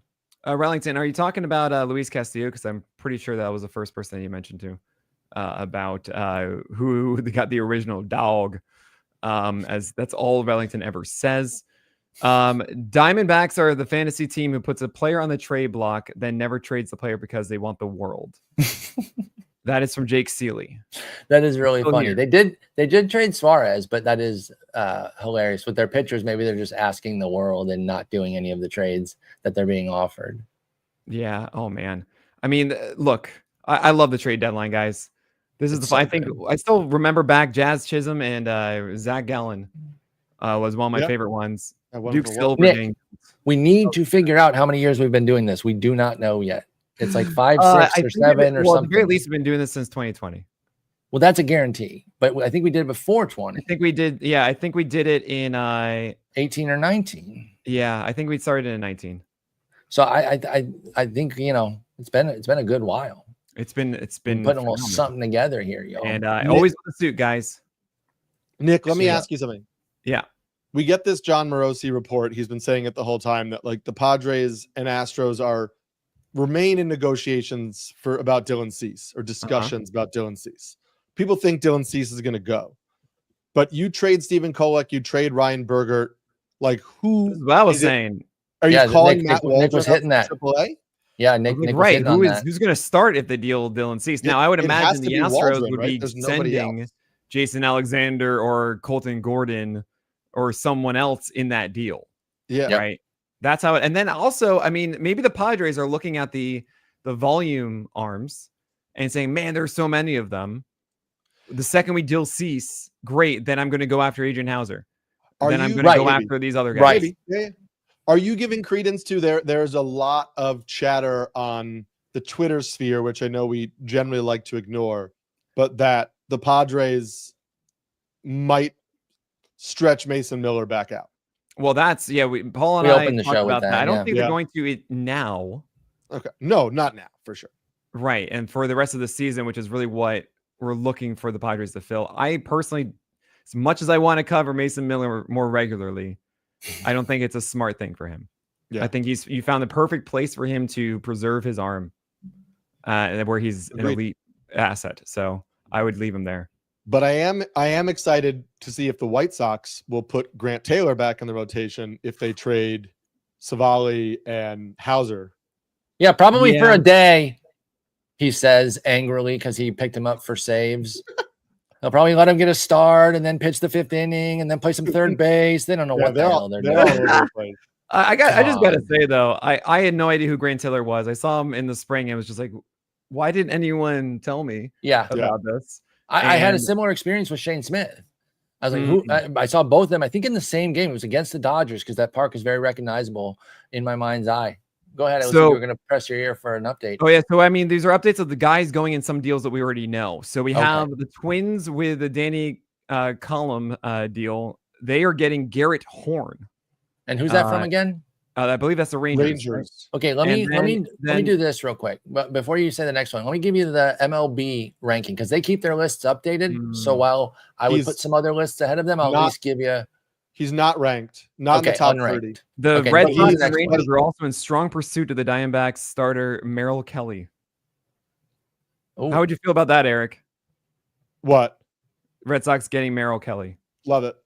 Okay, that might Love happen. it, Rangers because- and Red Sox are both in it. It says Yeah. Bob Nightingale. Because I mean, you know me, I'd rather take the big swing and have the Red Sox get like Edward Cabrera or somebody like that. Yeah. Mhm. But We've if seen I- like nothing from the Marlins outside. Merrill Jesus Kelly Christ. would be a massive upgrade on that rotation. And I far prefer him to Zach Gallen, who was also rumored there. And again, as a rental, it probably doesn't cost you that much. right. But I think the Red Sox have a really intriguing trade chip in. I'm going to just call him the password because I cannot pronounce his first name Justinson. appropriately. But the password is an amazing nickname, Justinson Garcia. yeah, Oh my but god, like, that's so good. Thank you. he's crushing AAA. He's rising up prospect list. They don't have a spot in the outfield. It Mhm. makes perfect sense for the Red Sox to unload him in a deal to get a guy like a Sandy Alcantara or an Edward Cabrera or somebody like that because, yeah, he's a really good prospect. But if you don't have a spot for that guy, those are the type of prospects you deal away. All right, so a couple other things. Tyson Neighbors, again, baseball players have the best names. They Are do. going from the Padres to the Orioles in that All right. Rhino Hearn. Padres, and you said it And was then- neighbors. And then we have the Dodgers Nationals. So the Dodgers got Alex 12. Paul. The Nationals are getting Eric Swan, as with a Q, 16. and Sean Paul. Sorry. Mine is. Where's the Mignon. Q? ERIQ. No, it's not. Oh, Yeah, it dude. is. No. Come on, man. You don't know Eric. What you know about that Eric LaSalle? He been doing Eric it. Swan. Eric I LaSalle, dude. just can't. I He don't made want that to cool. go into any more. I already go into places and Oh. they say, "Is that with a C or a K?" I can't Right. also now have to. Is ask that with if a it's Q or a too. silent X? That's not gonna. It's not gonna work for me.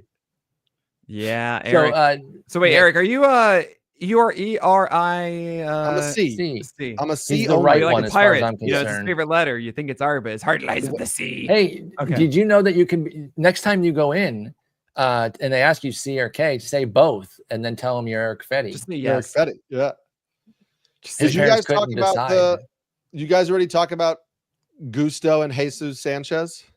Briefly, yes. So Gusto should be in that rotation for the Marlins, I would imagine. Do we think he's interesting?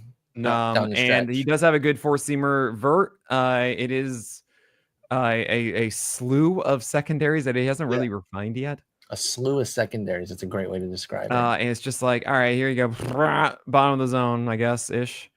But it really lives and dies with that four-seamer. Also, would he be in the rotation if they don't make a trade? Yeah, I think so. I 'Cause mean, what it's is it right now? Yuri It's Perez. Alcantara, Cabrera, Cal Quantrill. Perez and Junk. Oh, maybe not then. Yeah. Are you Also, not by the Junk way, I at love all? the fact that Jansen Either of you? Junk throws secondaries a ton now because now he's a It's junk so good. baller. It actually it's the does best. work. Thank you so much, Jansen. Are you in on Jansen Junk at all? He's shown some flashes, and I feel like every time I jump in, he rug pulls me. No. It's Jansen Junk. His best skill has been throwing breaking balls in good spots. Mm-hmm. The four-seamer can be okay at the top of the Julio zone. to the Dodgers. Who's Julio? Which Julio. Julio? I don't know. It's in Yeah, the who's chat. saying this? Julio. Drench, what are you doing here? Who the hell is Julio? Yeah, that's Cap. So- Yeah, that is Cap. Go ahead, Eric. John Gambadoro, who is a talk radio host in Arizona for 98.7 FM in Phoenix, says that the Rangers are closing in on a deal for Merrill Kelly. Ooh, Yeah, that's not what the just MLB interested. Digest says. PJ but got that too. Do we Not just believe, interested, but closing in on. Yeah, do we believe Rangers MLB Digest? I don't know. I was like, why do I follow these guys? What is this? I don't know. I can't. But buy Kelly into it. would make sense for the Rangers because it's probably not going to be a huge return as a rental. So, I know we've been chatting around there, but that might be the first domino that has to fall. Right. Get one of them off the board. Nico, get a profile pic so we can identify you better. That's my buddy, the Nicolino. So nice. Let's talk Jesus Sanchez. Nick, again, go take a break, go to the bathroom. We're going to talk hitter here. I love this. Now, I wish he was a righty, of course, eat up the Crawford boxes. But that's fine. Lefties can play there. They've had amazing lefties. I've been a Jesus Sanchez guy for a while. In fact, I thought he was like on an island this year as the only good guy in that. Well, maybe Xavier Edwards. PJ and I had a lot of debates about the White Sox and Marlins. If you want to know how sick I am, I have offline in DM debates. Wait, I'm about so the sorry, White but I have to Sox interrupt this Marlins for a offense. second. Yes. The Marlins and Yankees have had a dialogue about either Sandy Alcantara or Edward Cabrera going to the Bronx. I mean, this is, I guess this is older than I expected. This was John Morosi 4 hours ago, and I thought That it was was 4 on hours the ago. following thing. Okay, Yes, I apologize completely. Please continue. That'd be so sweet, though. But anyway, I love Jesus Sanchez is the bottom line here. I don't need to filibuster anymore. I'm really excited about this. I generally have just like organizational trust for Houston. That guy's going to succeed there. I know it's not based on a whole lot except their history. I think he's going to pop off there. What do you think? I've always been a huge fan because the contact rates have always been great. The contact quality has always been great. He's somebody that has like sneaky speed. Like he's not going to steal 20 bases, but like he will contribute. And the barrel rates have been good. The hard hit rates have been good. I was actually just looking this up. I'm surprised that like the StatCast park factor for Yon Depot Park or whatever, the Marlins Park, is actually better for left-handed hitters than Daikin Park is. Yeah. Daikin Park is better for left-handed home run power, so that could benefit Sanchez. Sure. The lineup context will obviously benefit Sanchez when Pena and Yordan Alvarez are back. Sanchez still probably figures to be a platoon bat. The Astros have a lot of right-handed outfielders, so I don't think that they'll play him against lefties. But pure strong and side. so those concerns still kind of linger with Sanchez if you're in like a weekly lineup lock league, is he will probably sit versus lefties. And it's not a huge park upgrade, but the contact quality is good. I think the Astros can get more out of him. And so I scooped him in a few leagues where I have midweek waiver wire pickups last night because there were rumors he was going to get traded, and I kind of crossed my fingers and hoped. And this to me is a positive outcome from that. Yeah, I want to give an update here Go ahead, on Nick. The full Padres-Orioles deal with Ryan O'Hearn and Ramon Laureano. It's a lot of prospects here. So the Padres are sending left-hander Boston Bateman, Cobb Hightower, Victor Figueroa, Tyson Neighbors, Brandon Butterworth, and Tanner Smith. All right. So and Bob Nightingale says that the Rangers are now the favorites to land Diamondback starter Merrill Kelly. 5, 6, 12. I lost track of some of the names, but there's a lot of the. I mean, now the Padres system isn't that good, so even not every number 2 prospect is created equally, right? So you can say you got number 2 in somebody's system versus number 10 in the great system, and the number 10 guy could be exponentially better. So they did get a lot of high numbers here from the Padres system, but this makes it official. Rangers are acquiring right-hander Merrill Kelly from the Arizona Diamondbacks. There you go. And it looks like we lost Eric Samolsky to jump out. Good seeing Eric. I really appreciate him coming in. And for some reason, he's saying that his computer literally just crashed and blue screen death. Oh, so, no. Hopefully that is the trade deadline for you. Blue screen of death is what it might feel to be a Red Sox fan when you're not getting a single starter this deadline. So Kelly now joins a rotation of Jacob deGrom, of Nathan Eovaldi, Patrick Corbin, and Kumar Rocker. Is no more Jacob Latz, I would imagine. Inside he was already moved back to the bullpen. He was already moved, and forgetting one other that was who? Jack Leiter. Jack Leiter's Jack Leiter, Rocker. Kumar Rocker. One of those are not going to be in this rotation, I would imagine. Yeah, and I think it should be. Rocker, who frankly just goes to the bullpen right now. I don't even think you necessarily need to keep him on rotation. I guess you do, because in case he needs to come up, but I think he's a better asset as a 2-inning guy out of the pen. Chester, no cursing in this one, so I apologize, but please watch the language in this channel. We do not curse in this. I really appreciate Paul Sporer saying heck before, by the way. He went out of his way to say it, and I laughed. I noticed your reaction there. I really appreciate it. The reaction. Chester, all good. I understand that, but thank you so much for being respectful about it. Kumar Rocker is supposed to start tonight. So let him get that start and then kick him to the... But let's say he's amazing and Leiter's terrible tomorrow. That's fair. I might be too biased towards Leiter, right? He's not so definitively better that they couldn't possibly choose him to go to the bullpen or back to the minors over Rocker. That's totally fair. It's obviously one of them, though, right? It's just unquestionably got to be one of them. So we're going to have to see where it is. And you got to have depth anyway, right? Because the first 3 guys that you named, do you know their combined age? Oh, my gosh. 36. Well, they're each basically 30. Yeah, their average age is 36. Their combined age is 109. I was going for the combined. Math, or 84. I know. I'm sorry. No. 104. 109. Got it. Yeah, they're basically 36 times 3, essentially. Oh, yeah, right. Though it should have been 108. Oh, my gosh. And then DeGrom's a year old. Old. Bottom line is old. And you did mention Jacob Latz, who's been interesting in a little swingman role, so he could be kind of the 7th. But I think they need somebody to actually be the 6th, and that's going to be Rocker or Leiter, whoever loses out here. But they're top 4 right now. If they can keep them upright, DeGrom, Eovaldi, Kelly, Corbin is a good 4. Upright is a phenomenal phrase, like weekend at Bernie's here. Exactly. And Tyler Mahle to the bullpen when healthy seems about right, I would think. When is he going to be healthy, though, too? Yeah. That's the beauty. He could fill in, by then they could have another injury that he's filling in type of vibe. You know what would be hilarious? If the Rangers went and traded for Adrian Hauser.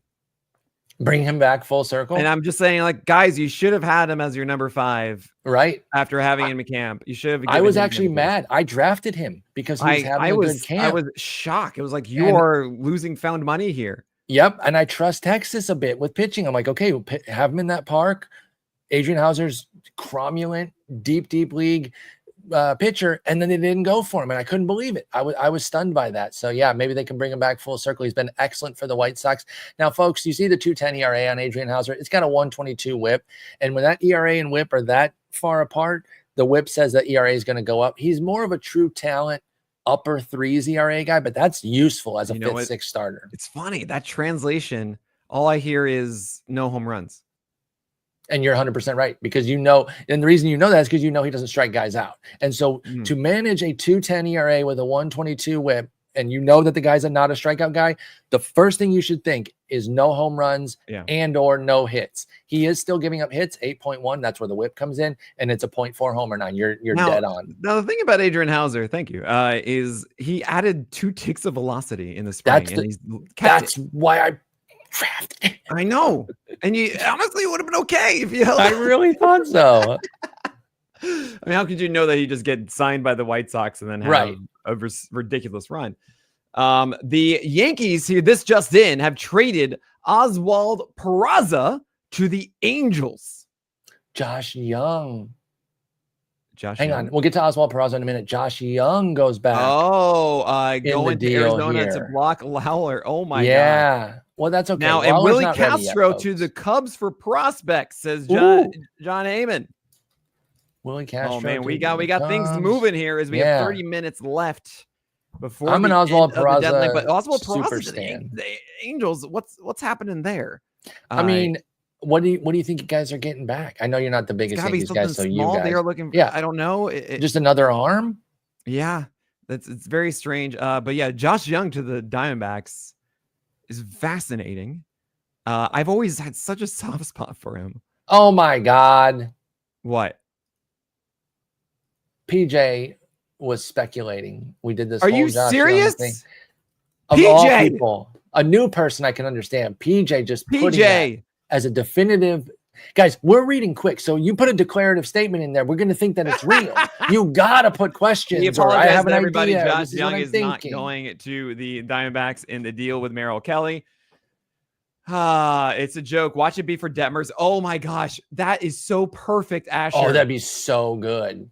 Oh, I've been actually, you know what? I'm really upset at myself that I haven't thought about Reed Detmers as a trade target during this entire time. That'd be amazing. Oh, it's Luis Garcia. So it is confirmed from Ken Rosenthal. Willie Castro is going to the Cubs from the Twins for some prospects. Not really, Love? Okay, sorry. I'm getting tricked by everybody. Oh my gosh. I thought they picked up Garcia just to flip him. No, Detmers. Oh my God. Everyone knows how much I love Detmers. I mean, we've had. I would love it. Did you see him? Is he in the shot? No, he's not. He's on my dugout mug. I love it. Yeah, that's my Detmers no-hitter bobblehead that is now like this. 3 prospects are going back to the Diamondbacks apparently in that deal, not Josh Young, for Merrill Kelly. Okay. Oh man, they're coming in, guys, and I remember. Keep in mind, folks, that if the Nick, don't read that Mets comment if you don't know who that is. Part of the thing with Merrill Kelly, the reason why Young surprised me the most was like they're probably just going to eat the money too, and it's not that much money. I think he only makes like 7-8 mil, but they're probably eating all of that. So I'd be surprised if Young would go back. So it makes sense that it's going to be like 3 decent prospects, or I mean like middling prospects probably, right? Because he's a rental, he's 34, and he makes some money. So all right here, Ty France and Christian Vasquez are the only impending free agents left on the roster for the Twins, by the way. So it's possible we could see them theoretically on the move as well. Wow. Alex Spire says Red Sox will not get Joe Ryan. Frankly, I don't think anybody will, but shocked. We'll see. Oh my gosh. Oh man, this is we are heating up here, and Eno mentioned it yesterday. We had 14 trades, and they're usually 40 trades. Right. So it was going to be a hot deadline, and we've got it. I mean, this has been great. We haven't. I mean, I always feel this way of like I really want to see that. Now John Morosi is saying the Red Sox made a late effort to acquire Joe Ryan. Oh, so that's why the Alex reported it then, was that they pushed for it. And it didn't. Now, aren't the Red Sox one of those classic we tried sort of teams where they're kind of in on everything so that they can say that they were doing it, but then they never really come up with the guys? I don't know if the Red Sox, I feel like they're one of those teams that get the heat for that. So apparently Chandler Rome is saying the Astros are scouring the relief market while still engaged with the Padres for Dylan Cease. Oh my gosh. Right. I still have more confirmation about Peraza to the Angels. Don't have any sort of a return back quite yet. And oh man, I'm now you just got me thinking about Detmers to the Yankees. That just I sounds so know. weird. We all got excited about him getting out of there because I'm gonna just be so crazy for him again the second he gets out of LA. Oh my gosh. I still think Reed Detmers. Not only do I think Reed Detmers is a starter, I'm still of the mind that he's a stud, like a top 3 in a rotation type of guy. I'm sorry, he's 25. I'm not giving that up for like another 4 years. Well, he had a moment that all of a sudden it was the start of last year. He had 95 on the Yes. fastball with like very good vert.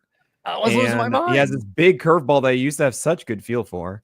And then the slider, when that slider was working down and into right-handers, it was gorgeous. And the changeup. Oh yeah, and when he was throwing hard, the changeup all of a sudden could get whiffs. It was like, oh cool, here's the 4-pitch pitcher. And then he just loses it for a moment, and then there was no help. Yeah, no, Yeah. Sorry, I was only half paying attention. They were doing the trade alert thing on MLB, but it was just the Willie Castro one. So my bad on that.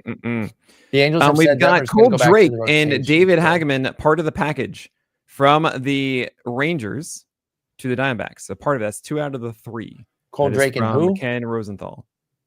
Cole Cole Drake, the second name? David Hageman.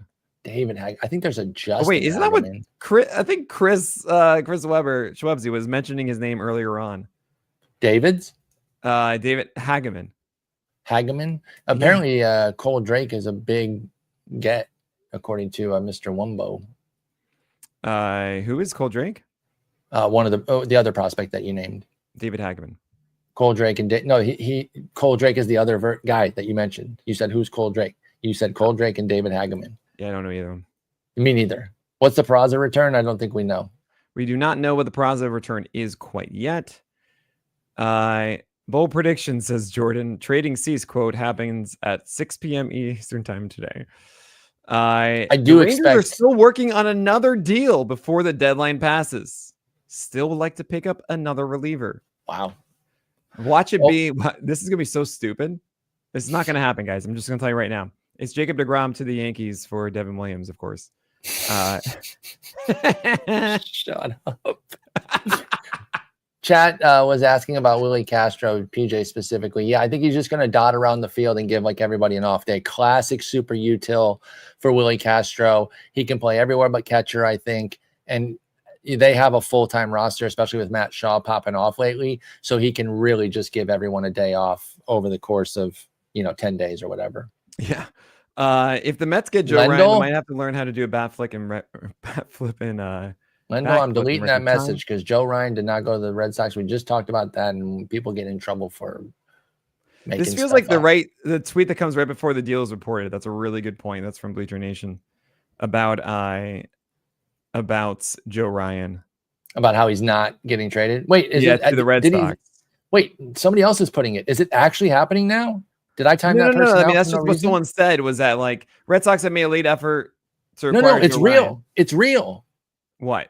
Chat is saying Joe Ryan is real right now. Justin wants on. No, Landy is saying something. MLB on Fox says not found. Yeah. Okay. John Morosi has it. Apparently, I'm looking this up. I think it might be real, man. I don't see. No. Okay, you're right. It's still just guys. There's nothing. Where are you getting Unless this? you give From me a now on, source. links. From now on, links to something if it's real, and I'm not listening to it. Anyway, Petrol's Discord is saying something. Fox Sports MLB fights have been traded to the Red Sox for John Morosi. This does not exist. I think it's not actually MLB on Fox. Is probably a false account. it's probably someone getting duped. Guys, that is not real. All right. Not Yeah, real. Willie Castro to the Cubs is real. We don't know the return, but he's gonna be a super util guy for the Cubs. It's a great piece to get. It's helpful for anybody. Links won't help us. I mean, it'll help more than it won't. Obviously, you got to watch out for the sketchy things. By the way, what a sad life somebody has to have to run a parody account to dupe people on the trade deadline day. So they are expected to God. trade Joe Ryan. That is from Francis Romero. Well, they're going to get something monstrous then. Oh boy, Joe Ryan on the move. Like that. Yankees are getting Wilberson, DePena, and ha. That has to be a bigger return than anything we've seen, right? I mean, yeah, I would think so. We don't know Yankees who and fan, when. you Justin Mason cannot is here, by say- the way, guys. Justin Mason's going to be coming in a second. The Face. Yankees are getting Wilberson to Pena and international money for Peraza for the Angels. Hey, Justin. We don't know. He's getting traded. We don't know where. Behave, Where is guys. Joe Ryan going to go, Justin Mason? I saw that the Red Sox were making a Late effort. We already covered an that. aggressive effort. Other than that, I mean, that makes a lot of sense, especially with all the moves the Yankees have made. I'm like behind. Like I've been so busy with work Word? today. It's it's been crazy. I'm literally like just scrolling my phone right now and trying to get to my sources. To your figure it sources. out. I don't have any sources. Yeah, I'm your source. Yes. I was just about to say that. They've zoomed in on me quite a lot. here. Guys, no, I'm not going to text Pablo to see what's going on. Pablo, how you holding up over there? Actually, you know what? I will send him that, man. That sounds. I will do that because he's probably be like, What have I missed? What's been the best move today? I think Justin Mason joining the show. Oh, I mean that's a great move. So I'm underdressed. I should have dressed up for this. Okay, so it does look like the actual Fox Sports improperly tweeted out the Joe Ryan thing. Okay, I had not seen that. So I'll amend some of my my heat toward people in chat that were saying it. You must have seen that and thought it was legit. But okay, yeah, that's crazy. Anyway, what have you seen, Justin? Like, what do you know of? Obviously, you know the Mason Miller deal, right? Yeah, another Mason. You saw Miller Correa deal. back to Houston basically for free. Yeah, I saw that. Said the entertainer, your boy going to the Mets. I did see that. I got a lot of texts. I got yeah, blown and up then on that obviously one, they've been so. dumping everybody. By the way, you know what would be something to really look is like, are there any pitchers who get a lot of Orioles coming up where they're going to face? Now they still have some studs, so it's not going to be easy, but you get a better opportunity against them, and maybe as far as like facing the Twins. Maybe you stream some guys against them too, because even if your guy doesn't have a great game, they can get a win because who's going to close the game out to get to who's going to get to Jax for Minnesota? So the Orioles, by the way, the Orioles are going to get the Cubs, the Phillies, the Athletics hosting them in Camden, the Mariners and Astros in the next one till August 17th. Yeah, and wait, then now Yahoo is tweeting the Joe Ryan thing. There's a lot of smoke here, guys. Oh my gosh. Yeah, it's on here per John Morosi 2 minutes ago. Well, that's got to be the same exact thing, though. They're Right. reporting Then why are the they other so far thing. behind? And we got Until Passon does it, it's not a trade. Yeah. Merrill Kelly to the Rangers. Yep. Rangers. Yeah, we don't know who the third prospect is quite yet. Oswald Peraza. Rosie has not tweeted it either, by the way. I mean, he was on the MLB Network. Yeah. And I think what happened is something was translated there as that, and then Fox reported that, and then Yahoo reported that. So let's just wait for Woj's tweet. True. Yeah, and you know what I think is happening is I think that the Fox and the Yahoo accounts probably have some sort of like automated aggregation, and they saw this tweet here that says the Red Sox have made a late effort to acquire Joe Ryan, and they see Red Sox acquire Joe Ryan, and they're just running with it. Yeah. So just so you guys know, also, keep in mind that the third player going to Arizona is Mitch Bratt. If you know him, sure don't. He's actually the heir to a fantastic toys line. Bratz. Oh my God! How dare you? I did not get there with that, and I'm glad. I'm glad my mind doesn't think. Everyone knows that Posey and the Giants are going to trade Justin Verlander like 2:59 p.m. Pacific time. Are they going to trade Doval though? Is the question, because he's been a hot rumor out here. Who, Doval? Yeah, Camilo Doval. How's he know? I mean, here's something that Nick and I were talking about is, the reliever market's been hot, but at a certain point it has to dry up. I think it's already taken a big hit. Like, where are guys going to go that are still going to give a big return? So would you rather they trade Duvall just to trade him and get, maybe a mediocre return, or just hold at that point since the market's been pretty hit as far as relievers? as the resident Giants fan here. I don't know. I mean, I don't think they should trade him, but it Miguel really Andujar to the Reds, not a huge move. Keep going. And It hard really- to the Reds. Oh man, okay. it really just depends on How many third basemen do they the need? direction the Giants are going to go. Like, I feel like the signing of Adames and the Royals are acquiring Bailey Falter. No! Oh no, No! Nick. The wrong Nick- R! Justin, if you don't know, there's a giant meme that Oh, so Bailey close. Falter needs to go to the Rays, and Nick's been on that for a while, and he thought Oh today my was going to be the gosh. day. It was ROY. No. Instead of RAY, I get it. Anyway, continue. So because they've been, and again, we've talked about it on our show that you want a full teardown, which you're definitely not getting. yeah. But I don't know that they fringe contention that fully tear down too now because of the They can't. Adames They deal can't. and the Devers deal, right? it Like, ain't there. Yeah. They have to just think that this is a kind of a reload reset type of thing, and so why move Duvall in that circumstance? Yeah.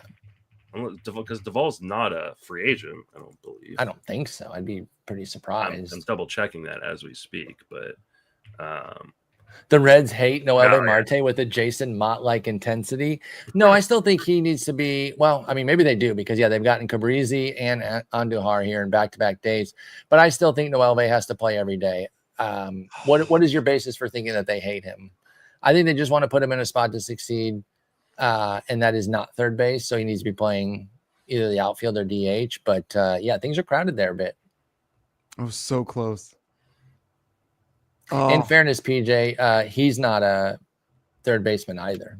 I knew they would trade him. Yeah, I mean, you were definitely right there. It was to the Royals. I don't want it to be the Royals. I don't. Andujar's been in left. Well, I know he's played some other spots, but he's been playing third like all week because I've inexplicably been watching a lot of athletics games, and he's been playing some third. So he might be. I'm sure he's playing elsewhere because he's a horrendous defender as well, Andujar. But yeah, they're just getting some depth. Man, I'm getting like all these tweets about people being like, "I'm so sorry, pitcher list." Man, could you imagine what your timeline would be like if the Rays had done it? I should have just said Falter's going to get traded. Everyone's like, "What? What are you talking about?" Craig Mish, the Marlins whisperer, the Miami Marlins will not be trading Sandy Alcantara today. He'll once again be the ace down the stretch as the Marlins keep pushing this season and developing for the future. So, their high asking price, I'm sure they had it, didn't develop, and I think that's okay. Man, I'm just seeing Bailey Falter get traded. I'm just like every single time it's a little another mini dopamine hit. And it's like maybe it will change if I just look at it one more time. Oh. And it's also the Royals. Like, I don't think of the Royals as a team that will fix him. Driveline fixed Reagan's, guys. You fixed Reagan's. Yeah, totally. That's what I was going to say.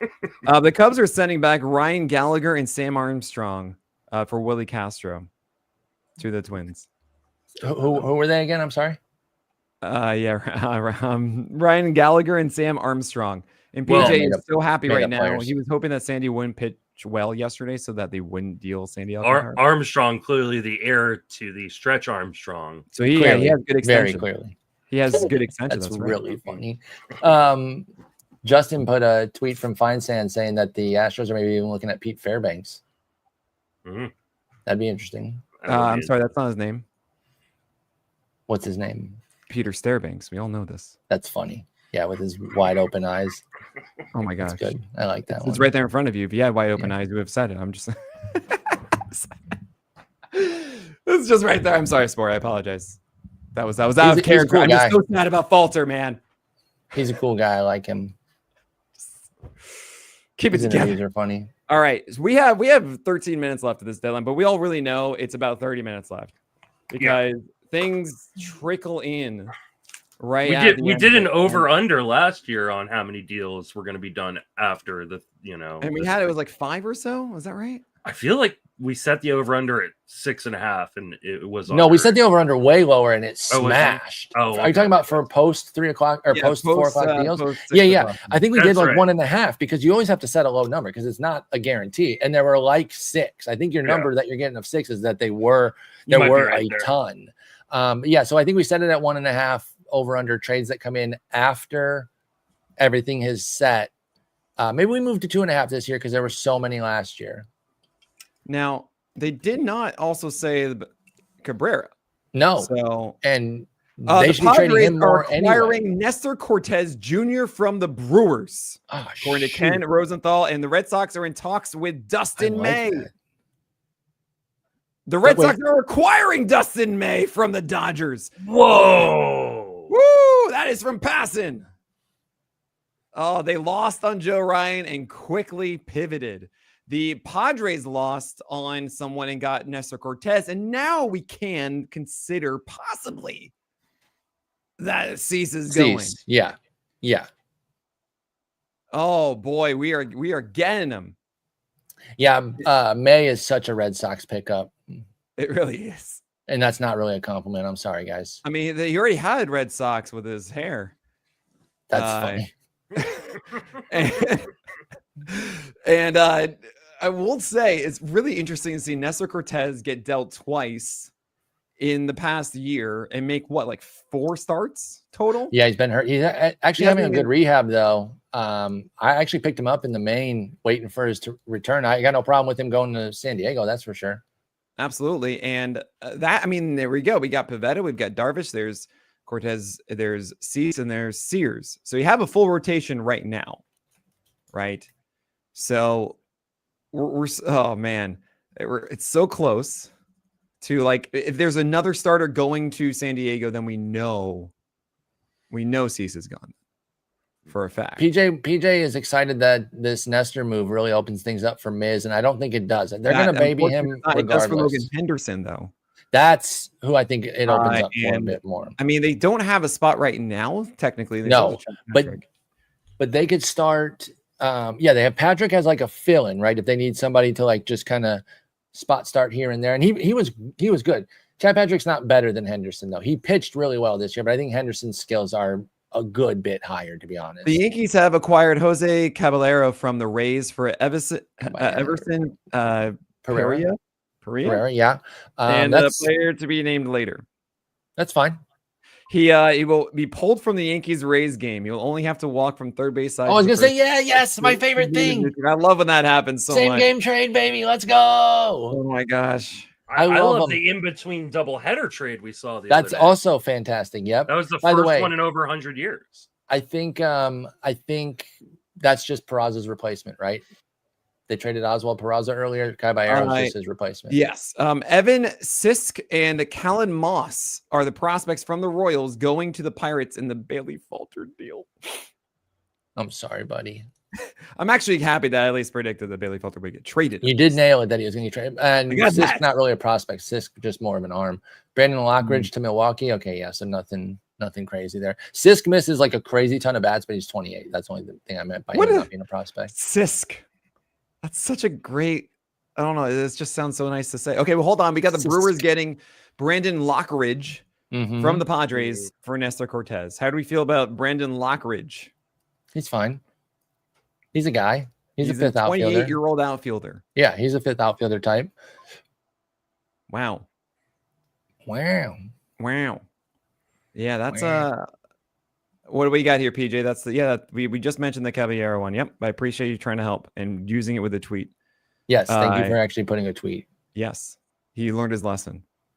It's funny, Bob Nightingale twice has now said now Dylan Cease could get traded from 2 different starters getting acquired. Do I like Falter to Kansas City? Jose Caballero to the Yankees. Is there an echo in here? We've oh my gosh. Oh, sorry. This I is just the third messing time. with you. Third time, We're man. just teasing you. There's No, so he's much happening. There he's really, really is. It's been intense. We're on it, and we're really happy to be doing this with all of you. Wow, we've had nearly 11,000 eyes on this stream, which is pretty incredible. It's fantastic. Technically, wouldn't it be 22,000 then? Why? Don't most people have 2 eyes? Hey!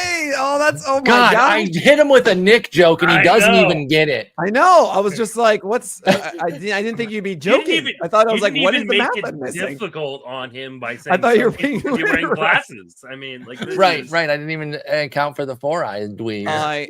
The Arizona Diamondbacks getting little traction in talks with Zach Gallen. Now expect to keep him He's a free So- agent at the end of the season, but he would get a qualifying offer.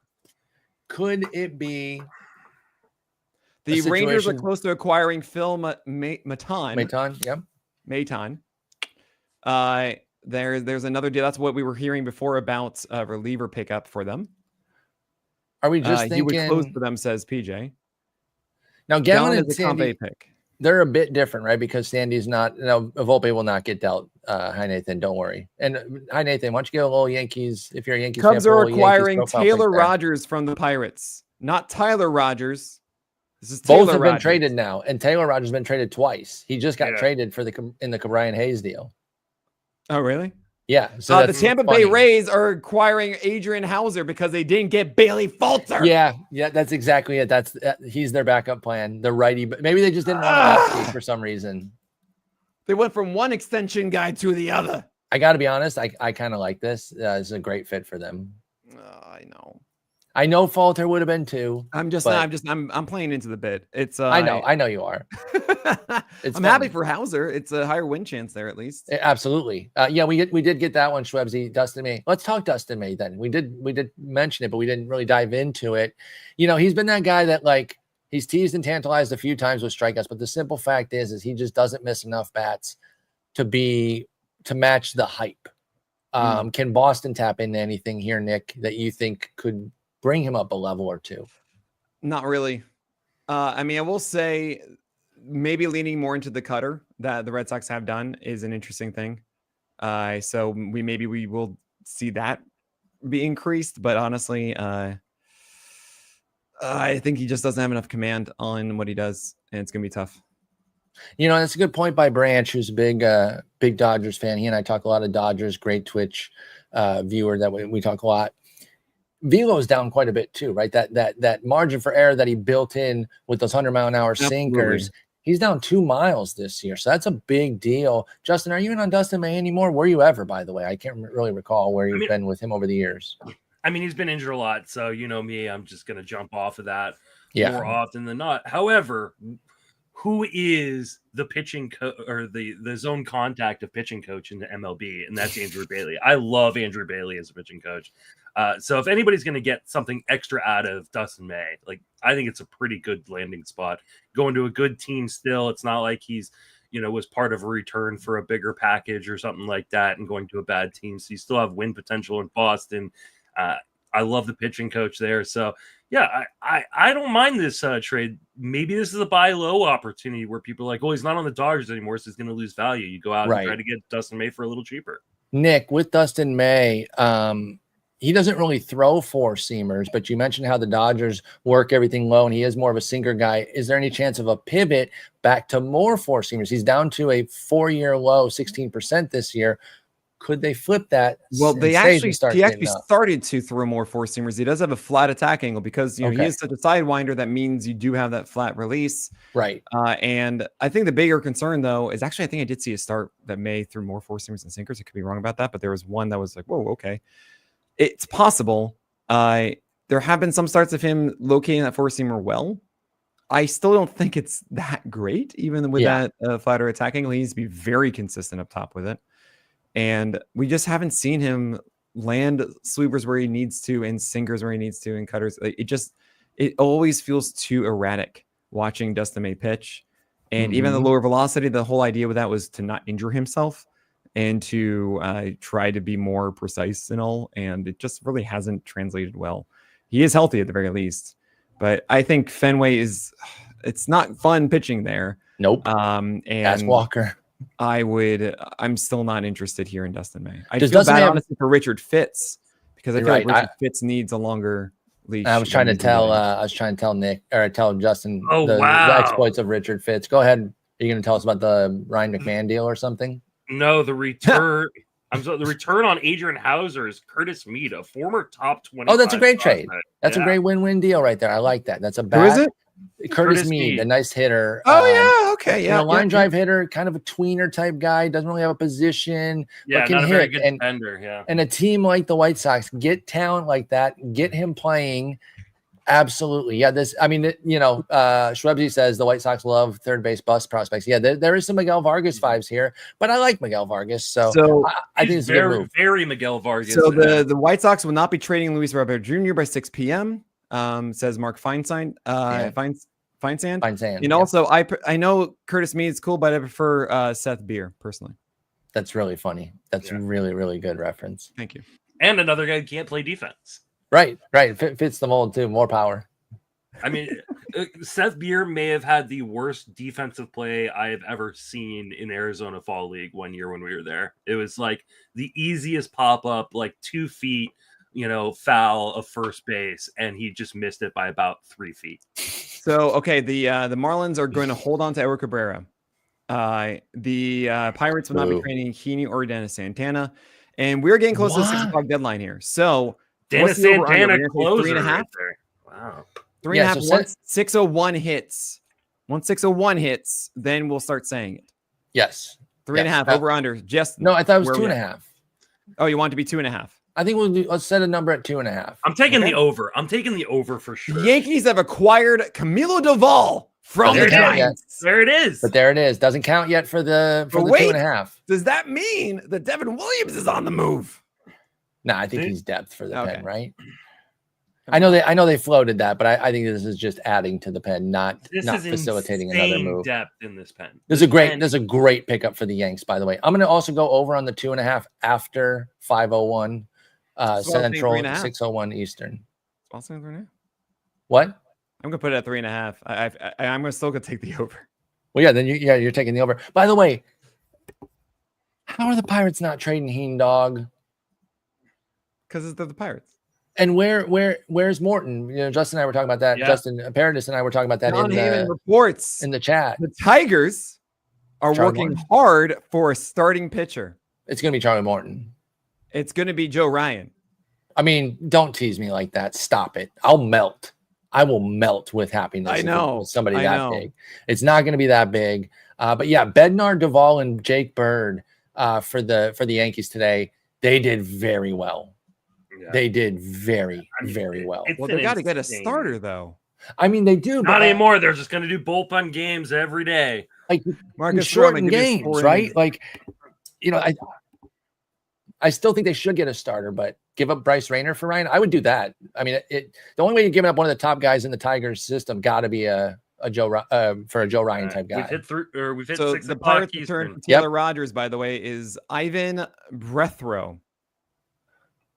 Don't know him. Starting with the next trade, the next trade starts our count of post deadline deals.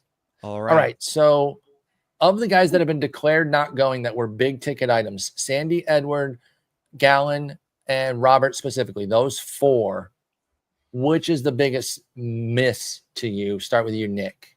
Like that the team failed by not doing it. Okay. Because he's a rental? It's a free agent, you're really relying on the qualifying offer then. And it just feels that the team should have been able to give them something that's better than whatever the qualifying offer comp pick is. I would think, but maybe not. Maybe not. It just feels like a team definitely could have benefited from. Maybe they were just asking for too much. I mean, who was saying that before with the Diamondbacks? Like always, they're going to be asking for way too much. Somebody in the chat, I thought made a comment about that they're going to be asking very high. PJ, I mean, the news is that I'm going on the Edward Cabrera thing per Alden Gonzalez. Of course, it could flip. We've seen stuff like that flip on a dime, but it looks like they're not. The Guardians are not trading Stephen Kwan. That became clear when Alex Call, even though Alex Call is not Kwan is way better. Oh my gosh! The Tampa Bay Rays are acquiring Griffin Jacks. Ooh, that's a huge get. Wait, so then are they going to move? Are they going to move Fairbanks? We got one. Wow. Are they going to move Fairbanks or are they going to deepen their bullpen? Charlie Martin is going to the Tigers. I told you. Nailed it. That's fine. That's totally fine. I honestly have no problem with that. Wow. We got 2 already, guys. 5th, 6th starter. Yeah, 2.5 is going to. Nick, you were right. It should have been 3.5. The line should have been. Stephen Kwan not traded. But I mean, we're all going to take the over in the 3.5 anyway, too. So. That's true. We were going to take any over. The Nats are not trading Gore. DJ Short just quote tweeted the Charlie Morton to the Tigers. You literally called that like 5 minutes ago. I was like, oh, the Tigers are getting starting pitch. It's gonna be Charlie Morton. I mean, it just had to be. What'd you say, Justin? I'm sorry. What did DJ Short say? He just quote tweeted Charlie Morton to Tigers. He said, "Seems harsh." Verlander Varland to the Jays. That's funny. Louis Varland to the Jays. Any remnants of love for Louis Varland? I know I had some interest in him. Wait, did Louis Varland get traded? To the Jays. No, So Casey at bat. Is that real though? Is that Justin Paradis? Yeah. Rosenthal tweeted it. Varland to. Oh, there it is. Wow. People in chat that I trust. Wow, Varland to the race. So that's 3. Yeah, so the over crushed. Well, not your over yet, but it's gonna. Yeah, it's about. It's gonna. Duvall, Morton, and Varland. I mean, Varland to the Jays though. I loved Varland for a minute there, so I still have some residual love for him. Right, and I want him to try to get a fan at all. Yeah, I kind of want him to get a chance to start. Right, somewhere. that's the only downside here is he's probably going to go into the bullpen for Toronto. No. Yeah, no, definitely. Sure. I'm trying maybe to next see, year. All right, and JP France, Varland and JP France, or Ty France. Sorry. Those are 2 different teams. My fault. That's There's the French and the French. All right, we've got. I wonder what the Tigers are going to be sending back. Probably. It's going to be nothing. I mean, it'll be something like from. Here's your 4th trade. Ty France to the Blue Jays. No, that's inside of the. I think it's in the Varland one. The Varland deal. Oh, is it? Oh, okay. So here's the concerns for Detroit fans and fantasy folks. Does this spell the end of Troy Melton? Here's the thing I'll say before I let Nick discuss Troy Melton. He was never going to start down the full way down the stretch anyway, folks. Your days were always going to be numbered with them, messing around with his innings. He threw 100 innings last year, and he's at 87 this year. Right. So that was always going to be the case. You were never going to get rest of the way go. But now with Paddock and Morton there, does this push Melton out?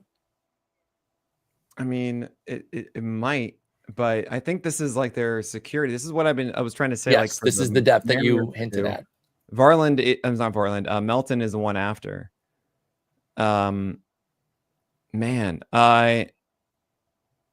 The Padres tried to deal for Gore back and they couldn't do it. Who's closing for the Twins? Well, here's the thing, and I don't know if you know this, no offense, not a belly etcher, but to get a save, you have to be winning.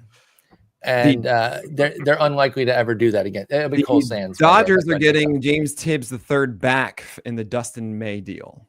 Okay. I prefer James Tibbs the 2nd. Do we care about this? No, I don't know who that is. Rodin and Rojas are going to Minnesota for Ty France and Louis Varland. Oh, Alan Rodin. I'm still kind of. Alan Rodin. Oh my God, was he like the super hot thing of the spring? He was, and he's got like some plate skills. Like it's a fringe type player, but with some playing time down the stretch, I can see. And I'm a 15-team league, guys, so I'm all about deep league type stuff. Alan Rodin's that kind of guy if he comes up to the Twins. Baseball images that precede unfortunate events. I tweeted out Yahoo Sports saying that Joe Ryan is going to the Red Sox. Wait, say that again. So baseball images that precede unfortunate events. Oh, yeah, that's hilarious. Wait, why would you want to mute me, Furtree? What did I do wrong? Oh, did I make fun of the Twins? Are you a Twins fan? The Astros are done, and they did not get Dylan Cease. That's okay. They had an amazing deadline, as far as I'm concerned. Ramon Urias, Jesus Sanchez, and Carlos Correa are who they got. Yeah, I thought they did great. Let's see here. So James Tibbs the 3rd, who was acquired in the Devers deal, was traded for Dustin May. Okay. Yeah, the Yankees traded Bednar, Duvall, and Jake Bird without giving up one of their Baseball America top 100 prospects. Wow. That's pretty good. God, the Twins traded their entire bullpen. Yeah, they did, which is how you're supposed to do it. Speaking of trade your entire bullpen, and this team didn't do it, how did none of the Astros go? Whoa, Taj Bradley is going to the Twins in the deal with Griffin Jacks. That's hot. Oh, I'll take that. I mean, Griffin Jacks is one of the best relievers in baseball, so you got to give. And give Bradley a shot to succeed elsewhere. Outside I'm cool with of this. That terrible stadium in Tampa. Here's the thing, folks. if you thought Taj Bradley struggled to get 5 innings before, have Oh my fun God. in Minnesota. Oh my that is a So fair point. his fantasy value is low the rest of the way. I'm still in I have on a- him. I have a very I mean, close- maybe he'll be in the majors, so it's going to be higher than it is right now. I gotta mention True. this to you guys. I have a True. very close friend of mine who's a giant Orioles fan that's not named Alex Fast, and he texted me. You know, I'm a little sad that they didn't trade Charlie Morton. Hey, don't worry, you got it. Oh my So god! much for Mick I think Abel we're coming just up. getting Well, those 3 trades. I don't think the over's hitting on the 3.5. nah, wait. Yeah, we got to see. I mean, oh no, it is only 6:08. Yeah, it's early. We had ones coming in like 6:15, 6:20 last year.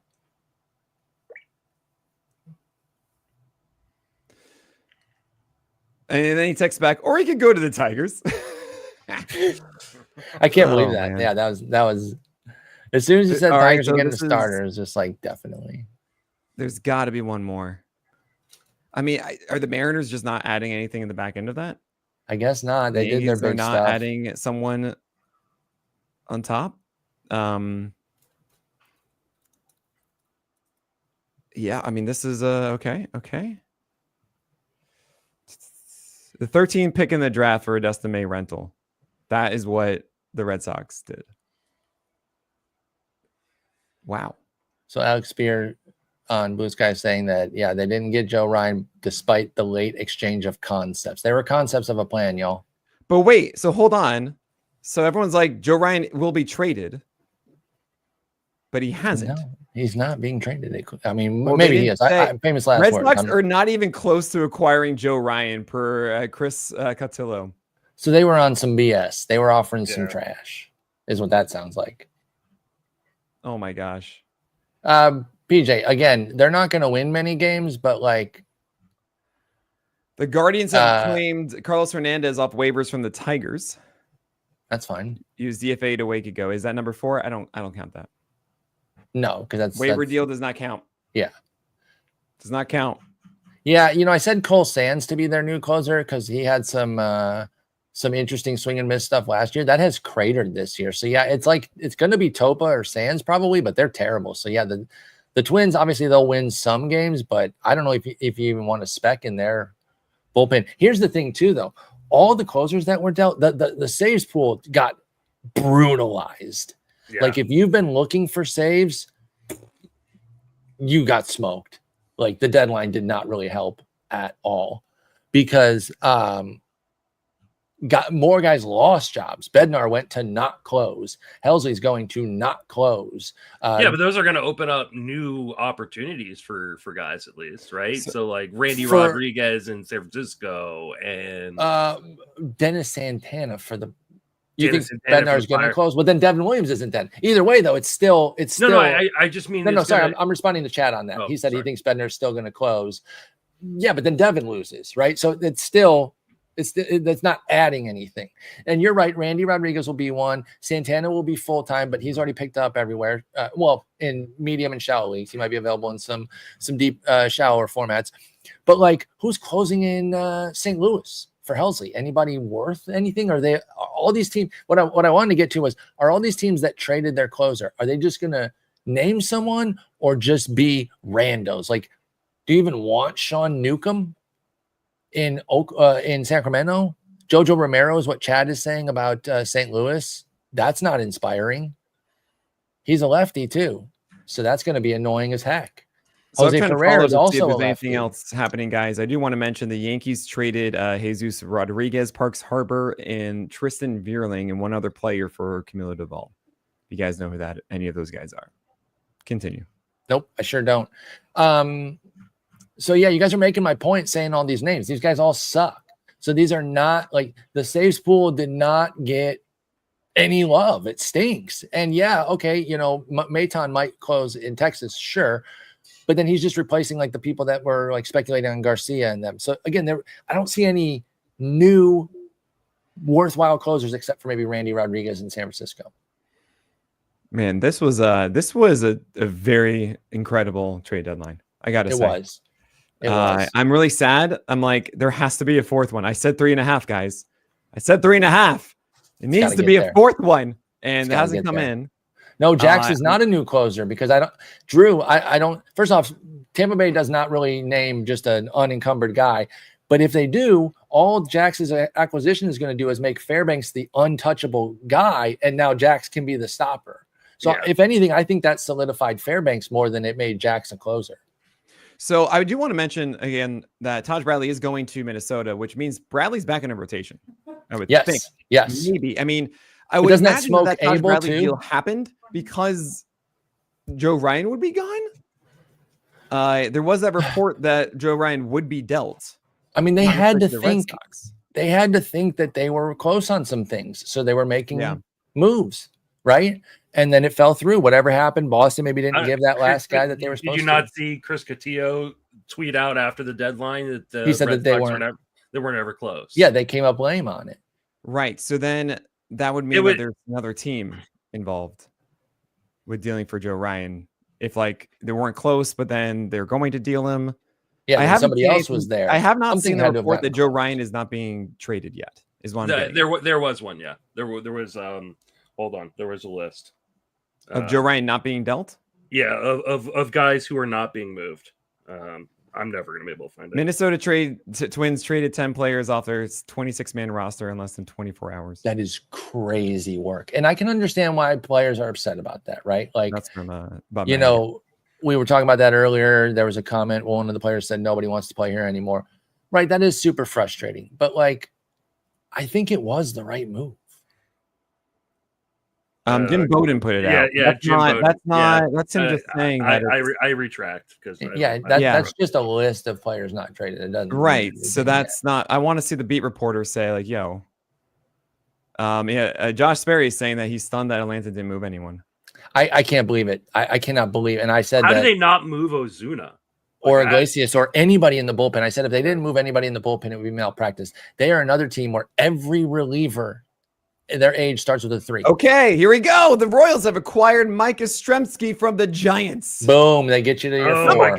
My wife is gonna be pissed. Do not message her. Let's go! I knew it. It hits the 3.5 cashes, folks. 3.5 cashes. Oh, yeah, that's true. Ozuna does have a no trade, so he could have pushed some things. But honestly, I'm more talking about the bullpen than I am. For me with Atlanta, I'm talking more about the bullpen than I am Ozuna. How do you not trade any of those old relievers? What are you keeping Pierce Johnson for? Tyler Kinley, who they actually acquired. Rysel, Dylan Lee, Aaron Bummer. What are you doing? I mean, also, by the way, I just got to say, I'm happy that Padres didn't trade Dylan Cease. Let's go. Let's go. Me too. Now they're loaded for bear. Because honestly, if they had, their rotation looks a little sketchy. But now with Pivetta, Cease, and Darvish at the top, I can get behind it.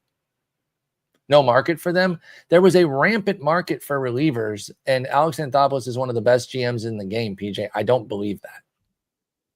I gotta say, by the way, I just feel for Red Sox fans where it's like they got Joe Ryan. Oh, I'm so sorry. It's Dustin May. So sorry. Braves think they'll compete again next year is the only explanation. I can hear that to a degree as far as like not trading Sean Murphy and maybe even as Ozuna a free agent.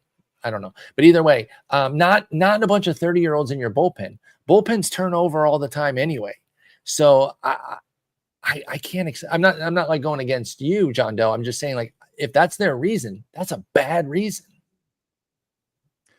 So there's $33 million going to the Twins in the Carlos Correa deal.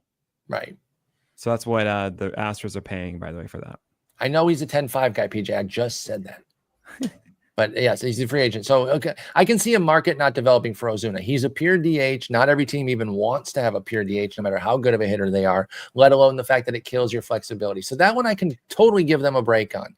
But I cannot give them a break on not trading their bullpen. That's crazy work to me. It's funny. I just see my feed is just filled up with Dontrell Willis retweeting everything now. I know it's impossible to even like use Twitter right now. Baseball Twitter is just a nightmare. I mean, it's actually been pretty effective for me of just like doing the following over and over, and like generally the things appear there. But Iglesias is a free agent. You couldn't. Yeah, I don't understand that. Maybe you can keep some of the money and get a better thing. Yeah, maybe. But like, no. Actually, no, they won't do that because if they did, he would take it. Man, Cubs fans are He's 36 angry right and now. not very Oh, good. is he really? Rizel's 36. Yeah, he's been up Oh, there. yeah, So no. yeah, no, they can't do that. You know. Anyway, that's wild to me. Yeah, as far as the Cubs, so they didn't really get the big move, y'all. How do we feel about what they did do? This is obviously a good team coming in. I really do like the Soroka move, but the Soroka move would have been excellent as a second piece. Yeah. So, like, you know, if he was their second starter that they got, he's the only one they really got. I'd be really upset if I were the Cubs. I think Cubs fans have merit to be angry. Andrew Kittredge was picked up as well, which is whatever. Like, why do they play like they're the Rays? Why are the Rays acting more, you know, like they're a bigger market team than the freaking Cubs? Yeah, they got Griffin Jackson, Adrian Hauser, and they What are we traded away. doing? And I guess they got Jose- Willie Castro again. Fine, but the Cubs are awesome. They needed to get a piece, not fringe. They needed to do fringe pieces too, but around a centerpiece. They should have. I'm surprised should've they been didn't try to Gallen. make a large push for Joe Ryan. I'm sure they did. Yeah, Ryan or Gallen should have been on this team, dude. They have depth in like infield prospects too that I think they could have moved. Not Shaw. You keep Shaw because he's breaking out right now. You know, he's been playing a lot better lately, but I feel like they could have done something. Gallen did Well, not I mean, get I'm traded, still, no. I'm still just holding out a little bit that there might be that we get one more coming thing. through. That would be great. I mean, I just feel like there are some holes that haven't been filled, and like it just doesn't make enough sense to me. The only thing, and I don't know because I don't know exactly what you're thinking of, but for some of the ones that you might be thinking of, try to think if those teams have injury guys coming back too, because a lot of teams look at injury returners as essential trade pieces. Well, Passon says that was fun, and that's enough for me. That's got to be pretty definitive, y'all. That's it. That's yeah. Oh, It's over though. Okay, I think we tap it on that. Whew, okay, let's just think about this. I think we know who the biggest losers of the trade deadline We just are talked about them, fantasy right? wise. Oh, And that's really all the relievers that you had. yes. Okay. Who would you say My gains the towers, most yeah. value now from this trade deadline? I want to start with hitters because I have no idea. Mason and Sporer. We'll start with you, Mason. I mean, the one off my head is like guys who weren't going to get playing time that now are. Curtis Mead, we talked about him a little while ago. Like he's going to probably play full time in Chicago, and we're going to see a guy who had prospect pedigree. It could always hit, just had a hard time finding a defensive home. Get probably full time playing time rest of the way in Chicago. There's no reason for Curtis Mead not to be up. Yeah, he should be. And someone's saying he should be up this week. I totally agree. He should like join them wherever they're going for their next series. Curtis Mead should join the White Sox. I love Cedric Mullins to the Mets, but he was already playing very well. So I'm going to go Jesus Sanchez, which is popular in the chat. I mentioned how much I like him earlier, even though he's not a righty, because you usually think righty going to Houston is going to be great. Lefties are fine too. And it's just a better getting team. out of Miami. Yeah. Right. Just getting out of Miami's park. They've been playing better, PJ, before you start typing. Y'all been playing a lot better. You've been a much better lineup, but Houston is still a better team for Sanchez, and I like that move. Here's the thing. I see Jesus Sanchez as the culmination of two Yankee prospect catchers. That's how Jesus Montero and Gary Sanchez. Gross. Yeah, I'm just like, that's pretty good. You know, like, I remember those guys. Those were big names. That's got to be pretty solid. Come on. Oh, okay. What'd you say? Oh, what was that? Because they did their little alert sound on MLB Network, making me think there was another trade, but it was just Chris Cotillo officially saying Joe Ryan to stay with the Twins in case that was. There we go. So I think between that tweet and the Passon tweet, we can put a wrap on it. Who was the biggest starting pitcher traded? Kelly. Yeah, Kelly. By a mile for this year. Right. And then in terms of production this year, Hauser and Soroka are probably next. And then in terms of like true talent over their career, Cortez and Morton are up there. May's not good. I'm sorry. I've got to push back on that. He could be good. He's a name, though. I put Hauser above him right now. Wow, Hauser above him. Hauser's been pitching beautifully this year. Yeah. Bradley, same thing, PJ. I love Bradley, but he doesn't pitch well. Like he could. Bradley and May could be the gems, right? But they have not been doing it. In fact, I would put Littell above Bradley. Okay, so hold on a second, guys. And I understand that you're not seeing the next page necessarily because Shane Bieber's also involved here and Mick Abel's also involved here. and Bailey Ooh, Falter yeah. also involved here. So, I do have to make some switches. oh, there. Bailey Falter. Well, Chris Paddock here's also. Wait, I mean, throw Bieber out. Bieber is a complete wild card. I wouldn't even Sure. consider him for anything. Totally for understand fantasy that. right now. But yes, bring the other guys in. So, your boy Berger. no, not for this year at all. And Okay, like that's a long-term complete thing? Flyer, yeah. Things need to change for that. I mean, I think Mick Abel to me is my favorite pitcher here. Mm-hmm. I think, and I think that's one of the better deals for the Twins in this. I mean, I don't know all the prospects they got necessarily, so that's absolutely fair. Like you're saying, oh no, Nick, they got this guy. I'm like, okay, but Mick Abel, I really think he's going to soar there. I like the Abel pickup quite a bit. Is he somebody that you're going for right now in like how deep? 12s, 10s at all, maybe? Or just I mean, I would and say deeper? start with 12s and see where we go. Yeah, I you think know? so too. What about Falter? Is he because he's been more of like a standard streamer in 12s? Do you like him at all from fantasy? It's no, because he just doesn't have a secondary. Look, Billy Falter is interesting. Why? He's up to 93 on his four-seamer, but it's like 7.3 feet of extension. Like he gets out there, which is great, but he has nothing to play off of it. Right. And this is why I was just so I was like, just send him to the Rays. There has to be one of those developmental focused organizations that are going to do this. But then the Royals got him. So I mean, maybe that means Tread will get involved or something. Like Reagan's like, oh, I got that. Hold on, I'll set you up. I got this. No problem. But yeah, I don't know. I hope that something will click there. I think we were talking more, PJ, about the guys who were moved that had the biggest impact, but PJ brings up Jacob Marcy, who we hit on earlier, and I did obsess over. As far as players who were already on teams that trades opened up things for them, yeah, I would also get behind PJ's Jacob Marcy as before I can figure out all the other dust off the top of my head. That's got to be one of the biggest because I think he's a fantasy ad in 15s as soon as he gets called up, and maybe even 12s. And do you think that the Pirates are going to wait until like August 20th to retain Bubba Chandler's rookie status? Because Majinsky is what is almost. I wasted so much money on him on the. So we got one more. We got one more. What?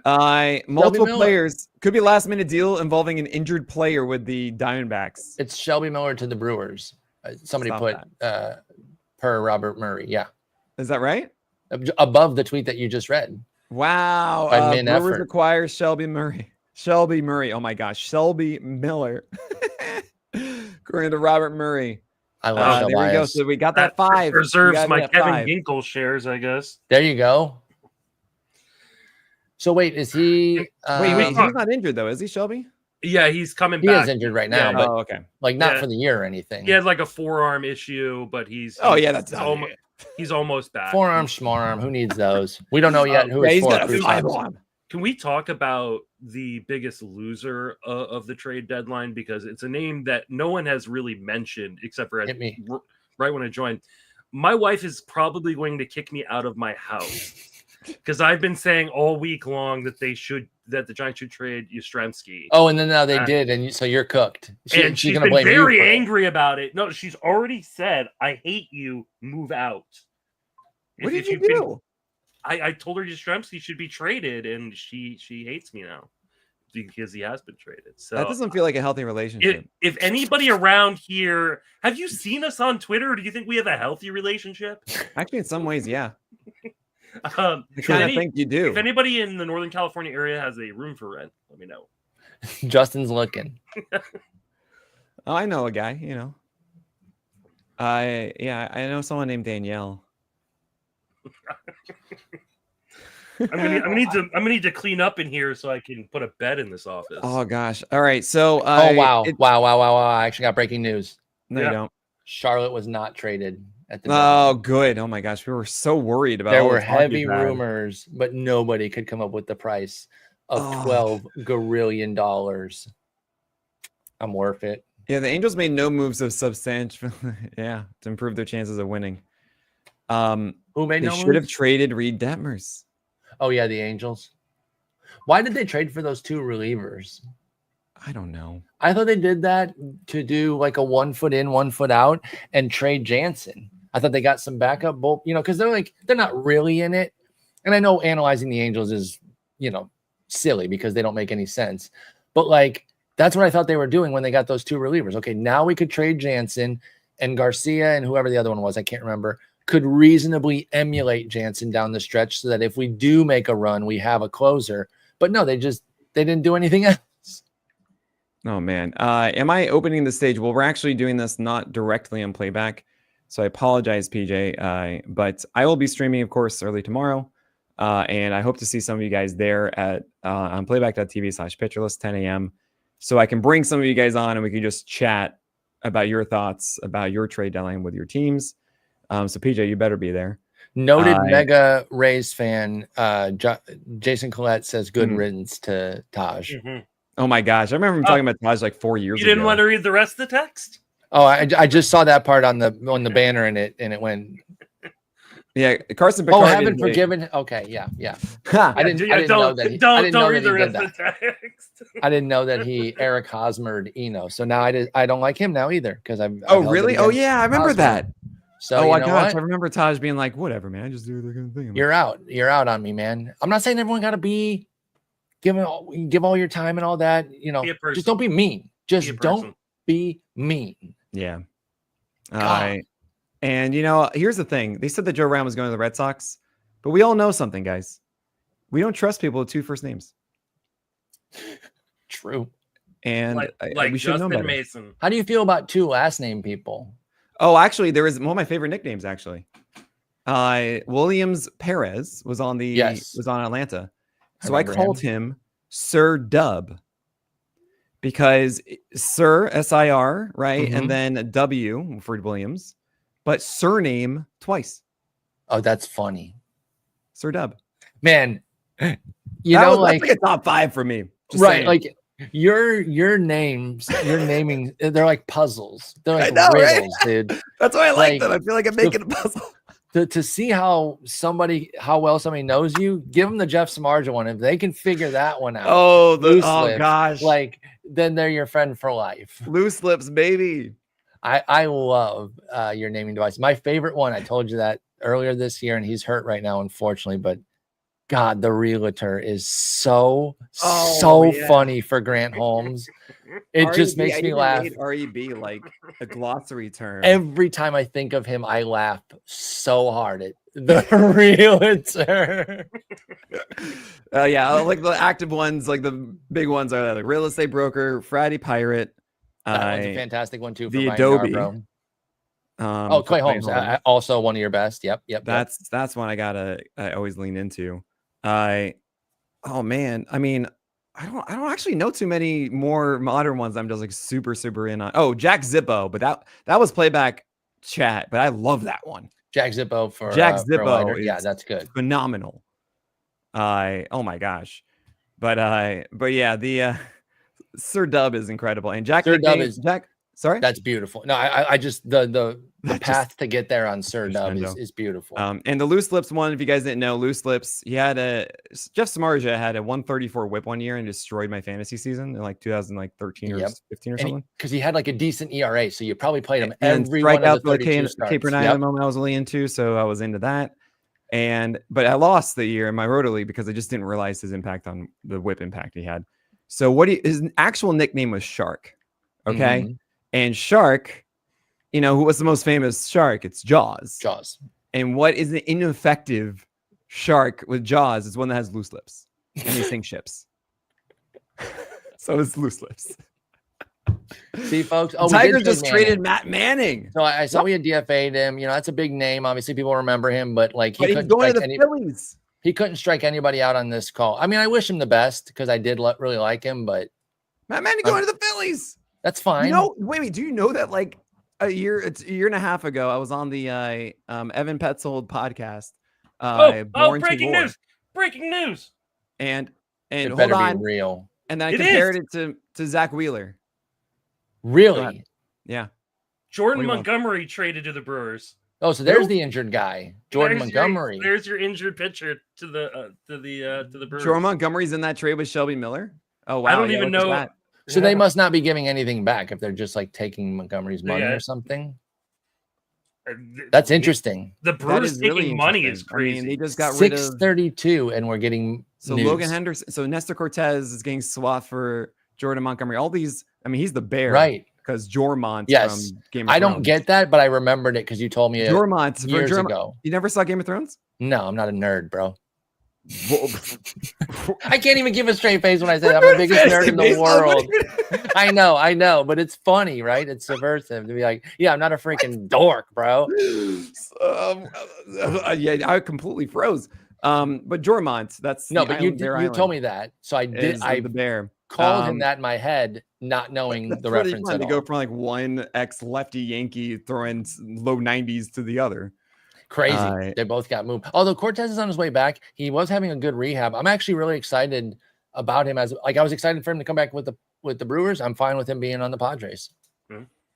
So yeah, salary relief for Jordan Montgomery going in that trade there too. Speaking of salary relief, Branch Terminal points out that the Twins shed 35 mil for this year and 40 mil next year. So I mean that is something, all especially if just they reinvest it. But will they reinvest it? The answer, No, of course, is no. no. They're Because like they're selling. Yeah, well, they're like $400 million in debt right now. Well, and they're also selling the team, so it's just a mess. And that's probably why nobody wants to play there, is all that BS. I don't think it's just guys getting traded. I think it's the whole cloud above the Twins right now stinks, and it came to a head today when you have to watch all your bros get traded. Yeah. So Nick, okay. So hold on, a couple things here. Can we go back Luis to the Matt Dennis Morales is getting called up by the Athletics. He's their MLB's #3 prospect and right-handed pitcher. Luis Morales is coming up. Oh, that's actually pretty interesting. I feel like I know Luis Morales. Yeah, I remember him. Why do I remember him? I mean, he was just a prospect. Like he was just an A's prospect of some import. I got to review my top. He's my not like review of the a Athletics. stud or anything, but like he's been around for a while. And then what was the other thing here? It was Ben Peoples and Duncan David from the Rays to the White Those are Sox. made up with names. Curtis Mead. You keep trying to trick us to like fall for these made up names and be like, oh Yeah, yeah, I right? know him, and then you're gonna say, nah, fake Peoples. player. It's like, what is he? Dentist, the Crentice, the dentist, like Ben. He's Peoples. Mario Van Peebles. God, I mean, Here's a the quote I'm just from thinking about the Cash. family generation. Like, we don't have a last name for you. We're just Peoples. We're just peoples. Oh man. Oh my God, this is an amazing quote. Brian Cashman, and if Spencer Jones was untouchable via Gary H. Phelps, some guys are more touchable than others. That's an interesting sentence out of context. Micah Ashman is getting sent from the Tigers to the Orioles for Charlie Morton. Do you know who that is? Left-handed pitcher Micah Ashman. I do not. I do not. That's your team. Nick, I don't know. I don't know any of the guys the Yankees traded. Hey, I said all those guys, and that's crazy that Vlad would put Cade Smith second in that list behind Randy Rodriguez. I love Vlad. Cade Smith is so much better than Randy Rodriguez. It's not even funny. And I don't care about the team context. Give me the guy who is way, way, way, way better of a pitcher. Can we get back to the Matt Manning thing? You comped him to... Oh, yeah, Zach Wheeler, because he was an extension and attack angle guy. Okay. You know, it was like similar velocity, extension focused with a good flat attack angle back then. It's changed a bit since. But that's what I saw from him before and what got me kind of interested for a bit. And then I was interested for a bit too. And then he went back to not being able to strike out. Again, anybody on this call, where's your faith in Philly's development that they can get the best out of him? Because he's going from one good development team to Philly, and I don't know how good Phillies are at pitching development, but the Tigers are good, and they couldn't get there with him. Honestly, I just feel like him getting demoted and out of the rotation entering 2024 really just messed him up. Yeah, and you wonder if it's just a flat change of scenery. And you just need to get him out of there, and he'll be better than Taijuan Walker. Right. Well, can we not besmirch the great name of Taijuan Walker? You're not wrong. I just love Taijuan Walker, and I'm going to stand on business that his name will not be besmirched in my presence. He ruined Spencer Turnbull's career. I don't care. Spencer Turnbull had a fight with the Tigers. No, I stand with Tigers. I stand with Tigers were bad to Turnbull, buddy. They were wrong. They were wrong to him. They wronged him. I don't even want to pretend that. And then there goes Spencer Turnbull having like a career moment. No, you're right. And then he gets pushed aside so Taijuan Walker can have a 5-5 I know.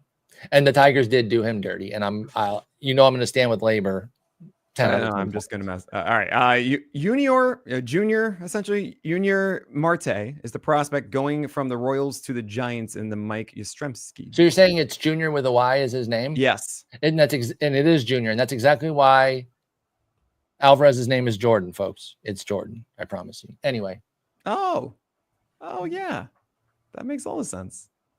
Nice. it's Jordan. Dana Brown said the Jimmy Astros felt the Garcia. asking prices were too high on pitching, Yeah, and they are and so they're just confident gonna go with in what they're getting the back. expected return from the IL. More All right, touchable than Beltre. GSG, that's a good reference. Beltre with his not wanting his head touched. Referencing the Cashman. Some guys are more touchable than others. That's funny. What is All yeah, Vlad Sedler says the new closers are targeted in fantasy by priority order is Randy Rodriguez, Kate Smith, Dennis Santana, Cole Sands, Jose A. Ferrer. I'm gonna have to And ask him, Murphy- but I cannot see how Randy Rodriguez would be a higher priority. I mean, I know he's been amazing this year. Maybe I'm just not all the way bought in on him, and I trust Smith more because he's been more long term. But we do have a Giants fan on the call here. Am I wrong? Is Randy Rodriguez the number one guy over Smith right now? If everyone's available, I think that Rodriguez may get the first shot, but I also wouldn't be surprised. Like, I know Ryan Walker hasn't been great, but like he has proven he can be the guy, right? Like, and managers always go back to that guy. If I was investing right now, I'd probably invest most in Randy Rodriguez. But okay. if they go a different direction, I'm not going to be surprised either. So I would have, like, in your waterfall of bids, I'd have some like dollar throws at Ryan Walker and see what happens. Do the big bid on Randy and then the small bid on Walker, just in case. And you know, that's a fair point by J-Ro too. Cade could lose his spot in September if Clase is not in trouble and everything, because he's not been suspended yet. He's been placed on administrative leave. You know, it is innocent until proven guilty type of deal. I traded for Clase today. I mean, you know, now it's a very different league. I'm rebuilding. It's the 30-team 100-man roster league, right? And so it's like, hey, it's a gamble. I'm not going to compete. Pun intended. Actually, pun was not intended, but yeah. You know, like if it doesn't work out, then I release him in the off season. But if it does work out, I can flip him in the off season. Yeah, exactly. So, no, I'm going to relent, and I'll hat tip to Vlad on that, Randy. And you know what? I will also say this: Randy's walk rate is almost half that of Cade's, 5% to 9%. That's a big advantage, and they're both striking out guys like crazy. So okay, Kate Smith's on the Giants. No, Cade Smith's on the Guardians. He was asking which one would you rather pick up? Oh, I see. But it's of the closers who are available. I know that one. Okay. I do want to mention this is hilarious. James Tibbs, you know, what was it, the 13th overall pick in the draft last year, right? Mm-hmm. Was sent to the Dodgers from the Red Sox for Dustin May. They've also sent another prospect. What? Zach Earhart, who's apparently like their 27th prospect or top 27th on their ranking. But I guess what they is still have going some on juice in the market? You know what? Doesn't this kind of justify what Dana Brown is saying about the pitcher prices? Then, if you're getting that kind of return on Dustin May, what could the Cease and Zach Gallen price tags have been then? And Sandy and Edward, which I don't blame the teams asking. By the way, ask big, but it seems like they couldn't get to the bottom of any sort of deal. I have to take Shar out. Are we wrapping up soon? Or we absolutely are. Last thing I'll say here is that Kevin Newman of the Angels has been DFA'd because of Oswald Peraza being acquired. Oh, poor guy. Maybe he'll. But this was a blast. I had a wonderful time. I mean, this is great. We had so many trades. I think our 7th year. If we started in 19. Yeah, so you mentioned Jazz and Gallen earlier, and if that was our first one, that trade was in 19. So then this is. Oh, that was in 19. That's right. Yep. Well, there wasn't a trade deadline in 20. So. Well, yeah. Oh my gosh. Sorry. So 6 years over the span of 6 seasons. 2019 trade deadline included that deals, Jazz and Zach. So, and I think that was our first one. That sounds about right. Oh my gosh! Wow. Well, it's been great, was that folks. the same year the Greinke deal happened? My wife is hilarious right now. I think so. Your wife's hilarious all the time, by the way. Maybe it was no, the Greinke deal was the year before. The Greinke deal was in 18. 18. Did we No, it was 19. No, it was 19. And wasn't it a last minute one? I want to say it was also a last minute one. It was like right at the, because I think I remember doing that one. Okay. Yeah, maybe Fast and I did it in 2018. Because I didn't know you that well yet. Well, And yeah, now I I'm did here. mine on my Twitch. So we must have done them separately in 18 then. Yeah. I used to do one on my Twitch channel Mm. before you and I started doing them. And so there you go. Sweet. This has been awesome. This is probably, I think, one of the best ones we've had. Oh yeah. It's just every second was something new. We weren't like, No, twiddling we our had thumbs. no lulls. We didn't even Yeah. review all the trades that happened before because there was just no time. it just We no got a new time. trade. And all also, there were ones we should have had that we didn't get, Right. which is shocking to say the least. I still can't believe the Mariners are just gonna be like, all right, Logan Evans. I know. And they couldn't get like a Hauser type. Could you imagine Right. Hauser and T-Mobile? I don't. That would've been Savali odd. wasn't dealt. Savali not being dealt is kind of crazy too. Nick Martinez. Well, they're in um, it. No, the I Reds are mean, in but it. they have 6 now. No, but Nick, you can I can know. have 8 and still need all 8. They're in it. Can I plug something in the chat real quick? Can I put my Oh, AL? of course, play trade all the deadline? things. There's mine, and then Jeff Zimmerman's doing the NL. We're going to be updating these with the fantasy fallout for everything.